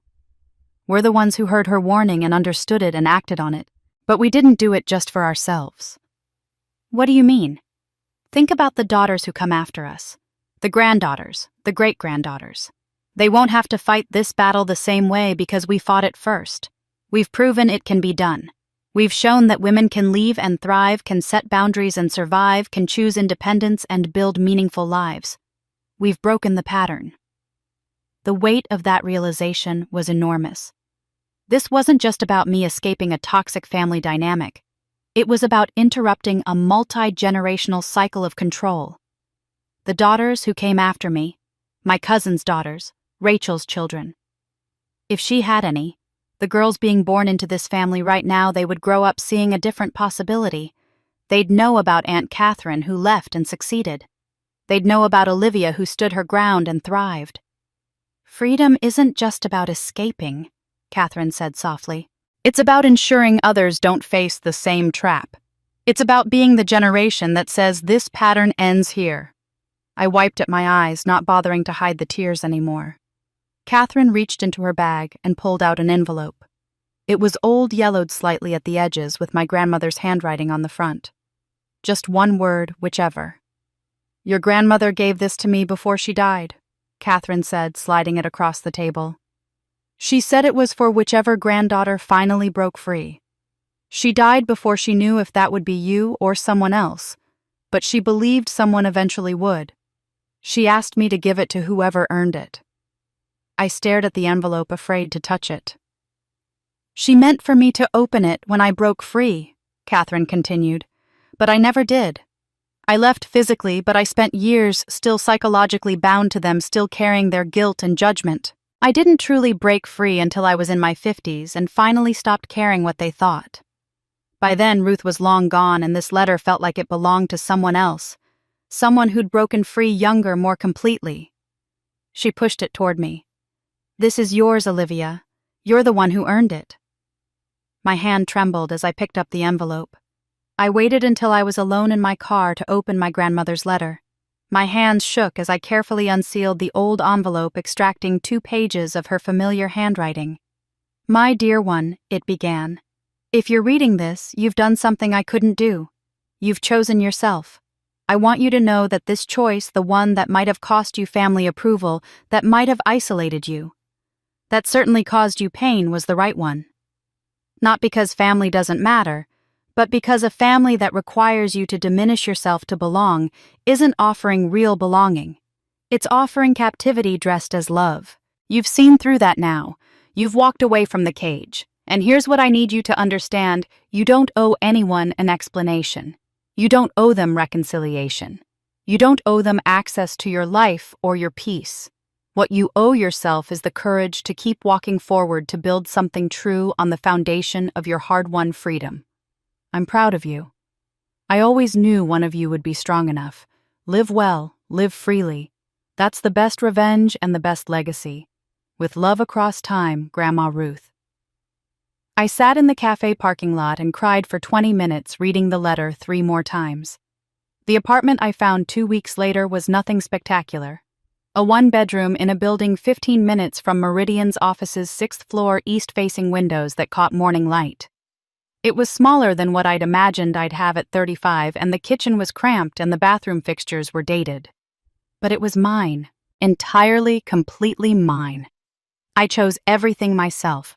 The paint color, a warm gray that my mother would have hated. The furniture, a mix of budget finds and one splurge on a comfortable reading chair. The art on the walls, prints I'd always liked but never bought because they weren't the kind of thing my family would approve of. Every choice, from the coffee maker to the shower curtain, was made without input or suggestions from anyone else. The mailbox in the lobby bore a label I'd printed myself, O. Monroe 6F. Just my initial and last name, no middle name that my mother had chosen, no connection to the family beyond the surname I'd keep for professional continuity. I stood in front of it the day I moved in, looking at that simple label, and felt something unlock in my chest. I changed my phone number, keeping only a handful of trusted people informed of the new one. I updated my address with the post office, ensuring nothing would be delivered to my parents' house again. I set up email filters that automatically sorted any messages from family addresses into a folder I checked once a week on Sunday mornings when I had the emotional bandwidth to handle whatever manipulation or guilt-tripping might be waiting. These might have seemed like small acts to an outside observer, but each one represented a reclaimed piece of autonomy. Each one was a declaration. My space, my choice, my terms. Work settled into a rhythm that felt almost suspiciously normal. 3 months into my role at Meridian, I was invited to a leadership strategy meeting not as the primary presenter, but as one of several senior consultants whose input was being solicited on a new telehealth initiative. I gave my analysis a 15-minute presentation on implementation barriers in rural communities. When I finished, the VP of Operations nodded and said, "That's exactly the kind of strategic thinking we need on this project. I want you to lead the Rural Implementation Working Group." That was it. No excessive praise, no skepticism about whether I could handle it, no undercurrent of surprise that I'd done well. Just professional recognition of competent work. The acknowledgement was so ordinary, so matter-of-fact, that it was extraordinary to me. For the first time in my professional life, I was being evaluated purely on my work, not on family narratives or personal drama, not on whether I fit some preconceived notion of who I should be, just on the quality of my analysis and the soundness of my recommendations. The lack of interference felt strange at first. I kept waiting for the other shoe to drop for someone to mention concerns they'd heard for whispers about my background to surface. But weeks passed, then months, and there was nothing but professional normalcy. I'd sit in meetings where my contributions were discussed and built upon, where colleagues sent me follow-up questions, and genuinely listened to my responses, where I was treated as a valued member of the team rather than a problem to be managed. This, I realized, was what normal professional life felt like. Competence without caveat, success without surveillance. The adjustment was harder than I'd expected. I'd spent so long being hypervigilant, waiting for sabotage, that I had to consciously teach myself to relax into being simply good at my job. My relationship with my family evolved into something I could only describe as managed containment. I maintained minimal contact, all carefully boundaried, all on my terms. When my mother sent emotional emails, and she sent many in those first months, I responded only to factual questions. "What time is Christmas dinner?" I would answer. "Why won't you talk to me about what happened?" I would ignore. The first time I attended a family event after setting my boundaries was Christmas 8 months after the anniversary party. I'd sent a brief email 2 weeks prior. "I'll attend Christmas Day from 2 to 4 p.m. I'll bring nothing and accept no gifts. I'll leave at 4 p.m. regardless of what's happening." My mother had called 17 times. I didn't answer. When I arrived at exactly 2 o'clock, the house was full of extended family. My entrance created a ripple of awkward silence. My mother rushed forward, eyes already welling with tears, arms extended for an embrace. I stepped back, maintaining distance. "Hello, Mom. Happy Christmas." Her arms dropped. The wounded expression on her face was practiced, designed to make me feel guilty for not rushing into a reconciliation hug. I felt a flicker of the old guilt, then let it pass through me without taking hold. I spent 2 hours being polite, distant, unengaged. I answered direct questions with minimal responses. I didn't volunteer information about my life. I didn't ask probing questions about theirs. When Rachel tried to pull me aside for a sisterly chat, I politely declined. At exactly 4 o'clock, I stood up, said, "Merry Christmas, everyone," and left. My mother tried to stop me at the door. "Olivia, please, can't we talk? Can't we fix this?" "There's nothing to fix, Mom. This is what our relationship looks like now." "But why? What did we do that was so terrible?" I looked at her. This woman who genuinely seemed to believe that opening my mail, sabotaging my career, and coordinating a character assassination campaign were forgivable offenses that I was unreasonably holding against her. "I've said what I needed to say. The boundaries I set out stand. If you can respect them, we can have this civil, distant, limited contact. If you can't, we can have nothing." I left while she was still processing the statement. Over the following months, the pattern continued. I responded to logistical emails within 48 hours. I ignored emotional manipulation. I attended Christmas the following year for exactly 2 hours again. My family remained baffled by my consistency, by my refusal to be drawn into drama or provoked into reactions. My mother tried various tactics: wounded silence, angry accusations, attempts to use other family members as intermediaries. Gifts left on my doorstep which I donated without opening. None of it worked because I'd removed myself from the game entirely. The relationship wasn't healed. It would never be healed because healing would require acknowledgement they were incapable of giving. But it was managed, contained, no longer capable of damaging me. Sometimes late at night I'd wonder if I was being too harsh, if maybe I should try harder to build a bridge. But then I'd remember my grandmother's letter: "You don't owe them reconciliation. You don't owe them access to your life or your peace." One evening in May, almost exactly a year after I'd started at Meridian, my phone rang with a number I didn't recognize. The area code was from my hometown, the same area code as my parents' number, though the digits that followed were different. I stared at the screen, debating. Unknown numbers from home were almost always family-related. Someone reaching out on my mother's behalf, or a relative trying to broker peace, or some new tactic I hadn't anticipated. But something made me answer. "Hello? Olivia Monroe." The voice was female, older, unfamiliar. "Yes. Who's this?" "My name is Sharon Bennett. I'm calling because I think we need to talk about your sister." "Rachel." I repeated, my guard immediately up. "What about her?" Sharon Bennett's voice was careful, measured. "I'm the HR director at Patterson & Associates. Your sister has applied here 3 times in the past 6 months. Each time her application has been concerning. I'm not sure why you're calling me about this." "Because in her most recent interview, when asked about professional references, she listed you, said you work at Meridian Health Partners and could speak to her capabilities." Sharon paused. "But when we did our standard background research, we found some interesting discrepancies. Your sister claims experience and skills that don't match the work samples she's provided. And when I mentioned your name to a colleague who knows David Richardson, I learned there's quite a story about your family." I closed my eyes. Even now, even a year later, my family was creating ripples in my professional world. "I can't serve as a reference for Rachel," I said carefully. "We haven't worked together and I don't have professional knowledge of her capabilities." "I suspected as much. I'm calling as a courtesy to let you know your name is being used and to confirm what I already suspected about her application." Sharon's voice softened slightly.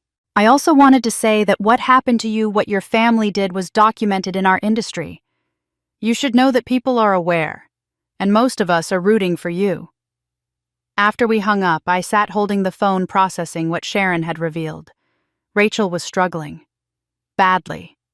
And she'd tried to use my name to compensate for her own lack of genuine qualifications. Over the following weeks, pieces of information filtered back to me through the professional network I'd rebuilt. The consequences of the anniversary party were rippling outward, touching each member of my family in ways they hadn't anticipated. My mother's social erosion happened gradually, almost imperceptibly at first. Jamie called to tell me that Margaret had been quietly removed from her position organizing the church women's spring fundraiser. The role had been hers for 8 years, a source of pride and social standing. The pastor's wife had called with apologies, saying they were trying some fresh approaches this year and thought Margaret deserved a break from the responsibility. The real reason, Jamie discovered, was that several church members had asked not to work under Margaret's leadership. Women with adult daughters had started comparing notes about controlling behavior, about manipulation disguised as care. The anniversary party had been the catalyst. Catherine's testimony, witnessed by 3 church families, had prompted conversations about family patterns that made people uncomfortable. "She's not being shunned exactly," Jamie explained, "but she's being kept at arm's length. People are polite but distant. The invitations have dried up. The phone calls have stopped coming." I felt a complicated mix of emotions. Satisfaction, yes, these were natural consequences of her actions, but also a strange, distant sadness for the woman who'd built her entire identity on community standing and was now watching it crumble. When my mother called my office line, somehow she'd found the number I almost didn't answer. But curiosity won out. "Olivia." Her voice was strained, lacking its usual performative quality. "I need your help." "With what?" "There have been some misunderstandings in the community. People are getting the wrong impression about our family situation. I thought if you could perhaps attend a few events with me, show people that we're fine, that would help clear things up." "I'm not going to help you manage your reputation, Mom." "But people are avoiding me. Your Aunt Susan won't return my calls. The church has stopped asking me to organize events. I don't understand what I did to deserve this." The lack of self-awareness was stunning. "You publicly sabotaged your daughter's career and were exposed for it in front of 30 witnesses. People are drawing their own conclusions. That's not fair. We were trying to protect you. I'm not responsible for the consequences of your actions, Mom. That's something you'll need to handle yourself." I kept my voice even, unemotional. "If there's nothing else, I have work to do." I hung up before she could respond. My father's reckoning came from a different direction. I heard about it third hand from Marcus Chen, who'd heard it from someone who knew someone at my father's golf club. David Richardson had been playing in a foursome that included two of my father's regular golf partners. During the 19th hole drinks after the round, the conversation had turned to business challenges. Richardson had mentioned seemingly casually that one of his best new strategic consultants was someone whose family had tried quite aggressively to sabotage her career. He hadn't named me. He hadn't needed to. One of the men in the group had gone very quiet, then excused himself. Within a week, my father found himself subtly excluded from certain networking opportunities. An invitation to a business dinner was rescinded with vague apologies about limited space. A golf foursome that usually included him was suddenly full every weekend. The social circle my father had cultivated for decades, men who valued discretion, propriety, and appropriate boundaries, was quietly distancing itself from someone who'd crossed a line.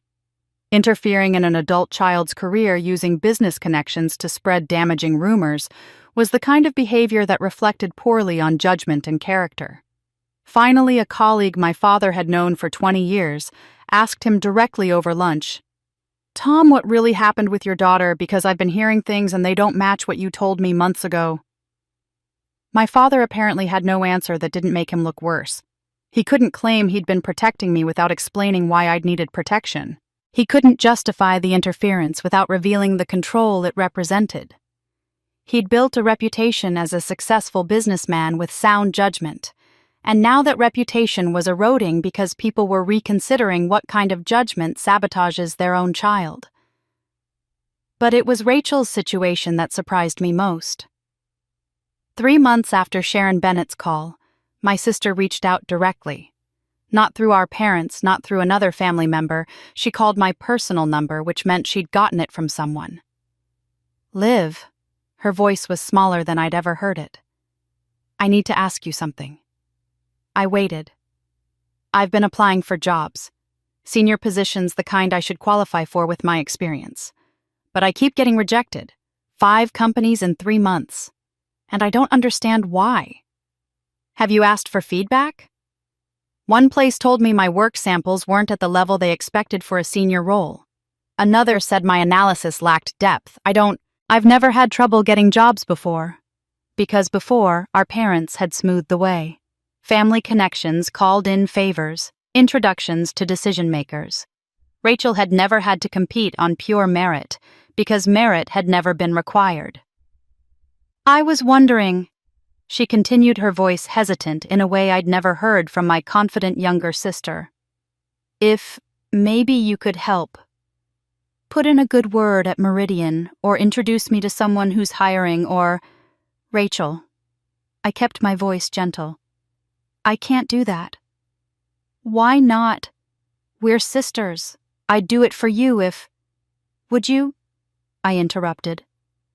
"Because when I was struggling, when Mom and Dad were sabotaging my career, you told me I was being dramatic. You suggested it probably wasn't important anyway. You never once offered to help or even to believe me." Silence on the other end. "I'm not saying this to be cruel," I continued. "I'm saying it because you need to hear it. You've never had to build anything yourself because there was always someone to build it for you. Now you're discovering what it's like when success requires actual competence rather than family connections. So you're just going to let me fail?" Her voice was wounded, angry. "I'm going to let you figure it out, the way I always had to, the way everyone should have to." I paused. "Rachel, I believe you're capable of building your own career. You're smart, you're personable, you have potential. But you've never developed it because you've never needed to. This is your chance. I don't need a lecture. I need help. No, you need to learn how to help yourself. And until you do that, any help I gave you would just be another shortcut that prevents you from developing real skills." She hung up on me. I wasn't surprised. But I meant what I'd said. It wasn't cruelty. It was the first completely honest thing I'd said to my sister in years. No rescue was coming. She was on her own now, And maybe if she was willing to actually work for it, she'd discover capabilities she didn't know she had. The year turned. Spring became summer. I celebrated my first work anniversary at Meridian with a quiet dinner alone, raising a glass to myself in my own apartment, surrounded by choices I'd made without anyone's permission. The envelope arrived on a Tuesday afternoon, delivered to my office by the internal mail system. It was personal, not business, handwritten return address from my hometown. My mother's handwriting. I stared at it for a long time before opening it, wondering what new tactic this represented, what manipulation waited inside. The letter was 4 pages handwritten in my mother's careful, controlled script. I recognized the stationery, expensive, cream-colored, the kind she used for important correspondence. I opened it at my desk, then closed my office door before reading. Dear Olivia, I've started this letter a dozen times and thrown away each attempt.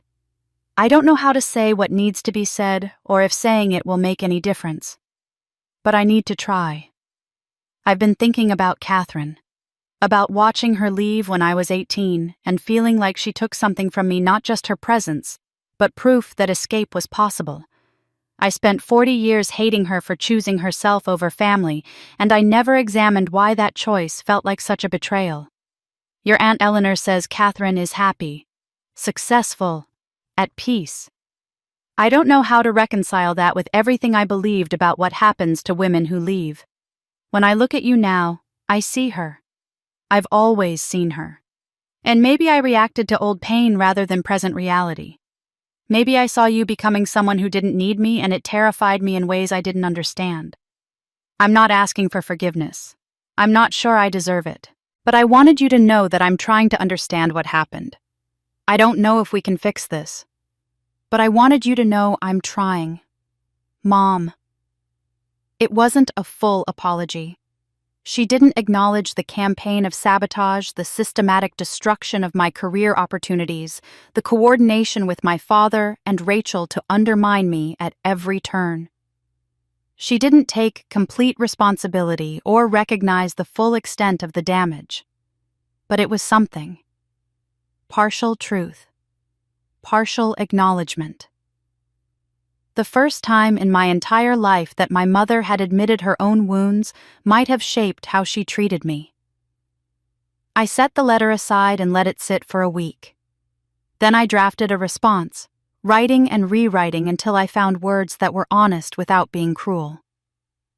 Mom, I received your letter. Thank you for sharing what you did. I understand that you saw Catherine in me and that caused you pain.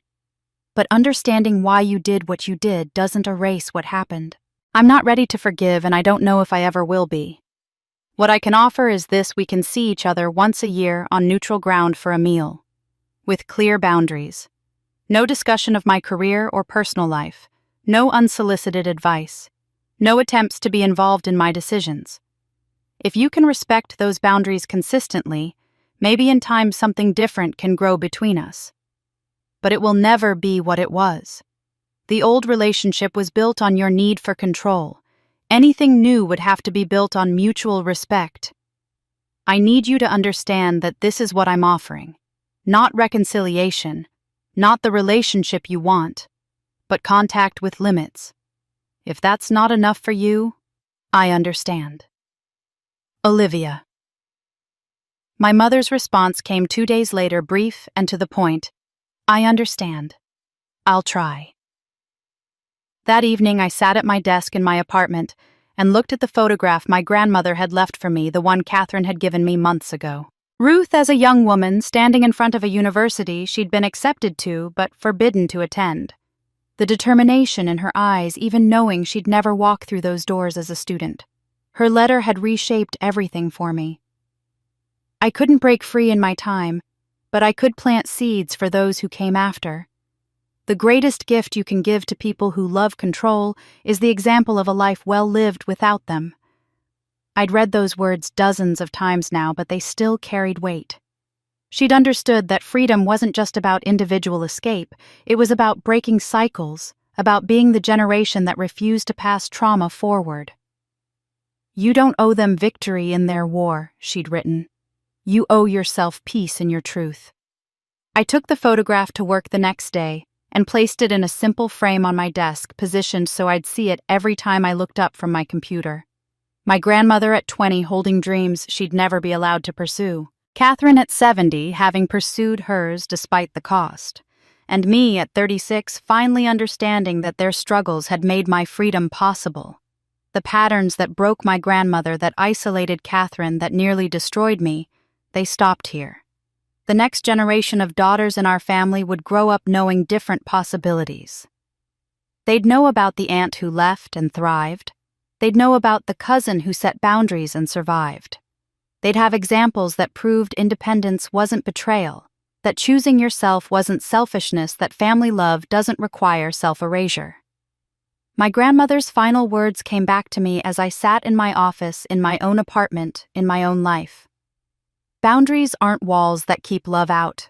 They're the foundations that let real love grow. If they truly love you, they'll learn to love you free. If they can't, then what they loved was never you, it was their power over you. I didn't know if my mother would learn to love me free. I didn't know if our once yearly meals would evolve into something warmer, or remain exactly as bounded as they started. What I knew was that her journey wasn't my responsibility. My responsibility was to live well, to build something true, to be the example my grandmother couldn't be, and Catherine had to fight alone to become. Freedom, I'd learned, was a legacy passed forward, not backward. And sometimes the most loving thing you could do was refuse to repeat the patterns that broke those who came before you. I looked at my grandmother's photograph one more time, then turned back to my computer where a new project proposal waited. Outside my office window, the city stretched out in afternoon light. Somewhere in it, my family was learning to live with consequences. Somewhere in it, other daughters were fighting their own battles for autonomy. And here in this office I'd earned in this life I'd chosen, I was finally completely free. And that's where Olivia's story brings us today. 36 years old, sitting in an office she earned through her own merit, looking at a photograph of the grandmother who planted seeds of freedom she'd never see bloom. It's a story about breaking cycles, about recognizing that sometimes the people who claim to love us most are the ones who need us to stay small so they can feel big. It's about understanding that real love doesn't require you to diminish yourself to make others comfortable. I want you to think about something for a moment. How many times in your own life have you backed down from something you wanted because it would upset family dynamics? How many opportunities have you let slip away because pursuing them would have been seen as selfish or ungrateful? How many times have you made yourself smaller to keep the peace? Olivia's story isn't just about one woman escaping a controlling family. It's about a pattern that repeats across generations, across cultures, across time. It's about the invisible expectations placed on daughters, the quiet ways autonomy gets stolen in the name of protection, and the courage it takes to say enough is enough. What strikes me most about this story is that Olivia's family didn't see themselves as villains. Margaret genuinely believed she was protecting her daughter from making the same mistake her sister Catherine had made. Olivia's father truly thought he was exercising appropriate parental authority. Rachel honestly didn't understand why her sister was making such a big deal out of everything. They were operating from their own wounds, their own fears, their own understanding of what family should be. But intention doesn't erase impact. Good intentions wrapped around controlling behavior are still controlling behavior. Love that requires you to give up your dreams isn't love, it's possession. And families that can't celebrate your independence without feeling threatened aren't offering belonging. They're offering captivity dressed as care. The most powerful moment in Olivia's journey to me wasn't when she got the job or when she confronted her family at the anniversary party. It was when she sat alone in that borrowed apartment holding her phone ready to surrender and chose not to. That moment when she decided that her freedom was worth fighting for, even if it cost her everything. Because it did cost her everything, at least temporarily. Her job, her reputation, her financial security, her family relationships. And she chose freedom anyway. That's the kind of courage most of us never have to test. Most of us never face a choice that stark. but many of us face smaller versions of it every day. The choice to speak up or stay quiet, the choice to pursue our own path or follow someone else's plan for us, the choice to set boundaries or let them be trampled. Olivia's grandmother wrote something profound in that letter. Boundaries aren't walls that keep love out. They're foundations that let real love grow. If someone truly loves you, they'll learn to love you free. If they can't, then what they loved was never you, it was their power over you. I think about the women watching this video right now. Some of you are in your 50s, 60s, 70s looking back at your own lives and recognizing patterns you wish you'd seen earlier. Some of you are mothers or grandmothers wondering if you've made similar mistakes with your own daughters. Some of you are in the middle of your own version of Olivia's battle trying to figure out if you're being unreasonable or if what you're experiencing is real. Let me say this clearly. If your family's love comes with conditions that require you to stay small, stay dependent, or stay under their control, those aren't reasonable conditions. You're not imagining it. You're not being dramatic. You're not ungrateful for wanting autonomy over your own life. And if you're a mother watching this recognizing uncomfortable truths about how you've treated your own daughter, there's still time. Margaret's partial acknowledgement came late, but it came. The relationship she has with Olivia now isn't what she wanted, but it's honest. And honesty, even painful honesty, is better than the illusion of closeness built on control. Now I want to hear from you because your stories matter just as much as Olivia's. Have you experienced something similar in your own family? Have you had to set boundaries that others saw as betrayal? Have you been the parent who had to learn to let go? Or are you still in the middle of figuring out where love ends and control begins? Leave your thoughts in the comments below. This community thrives on shared experiences and mutual support. Your story might be exactly what someone else needs to hear today. And please be kind to each other in the comments. We're all carrying our own wounds, our own histories, our own versions of these struggles. If this story resonated with you, if it made you think about your own life in new ways, I'd be so grateful if you'd subscribe to the channel. We share stories like this every week. Stories about real people facing real challenges. Stories that remind us we're not alone in our struggles. Hit that subscribe button and turn on notifications so you never miss a new story. And if you found value in Olivia's journey, share this video with someone who might need to hear it. Maybe it's a daughter who's struggling with family expectations. Maybe it's a friend who's trying to set boundaries. Maybe it's someone who just needs to know that choosing yourself isn't selfish. It's survival. Before we close, I want to leave you with the same words Olivia's grandmother left for her. You don't owe anyone victory in their war. You owe yourself peace in your truth. Boundaries aren't walls, they're foundations. And freedom is a legacy we pass forward by refusing to repeat the patterns that broke those who came before us. Thank you for being here. Thank you for listening. Thank you for being part of this community where difficult stories can be told and heard with compassion. I'll see you in the next video. Until then, take care of yourselves and remember that you deserve to be loved for who you are, not who someone else needs you to be.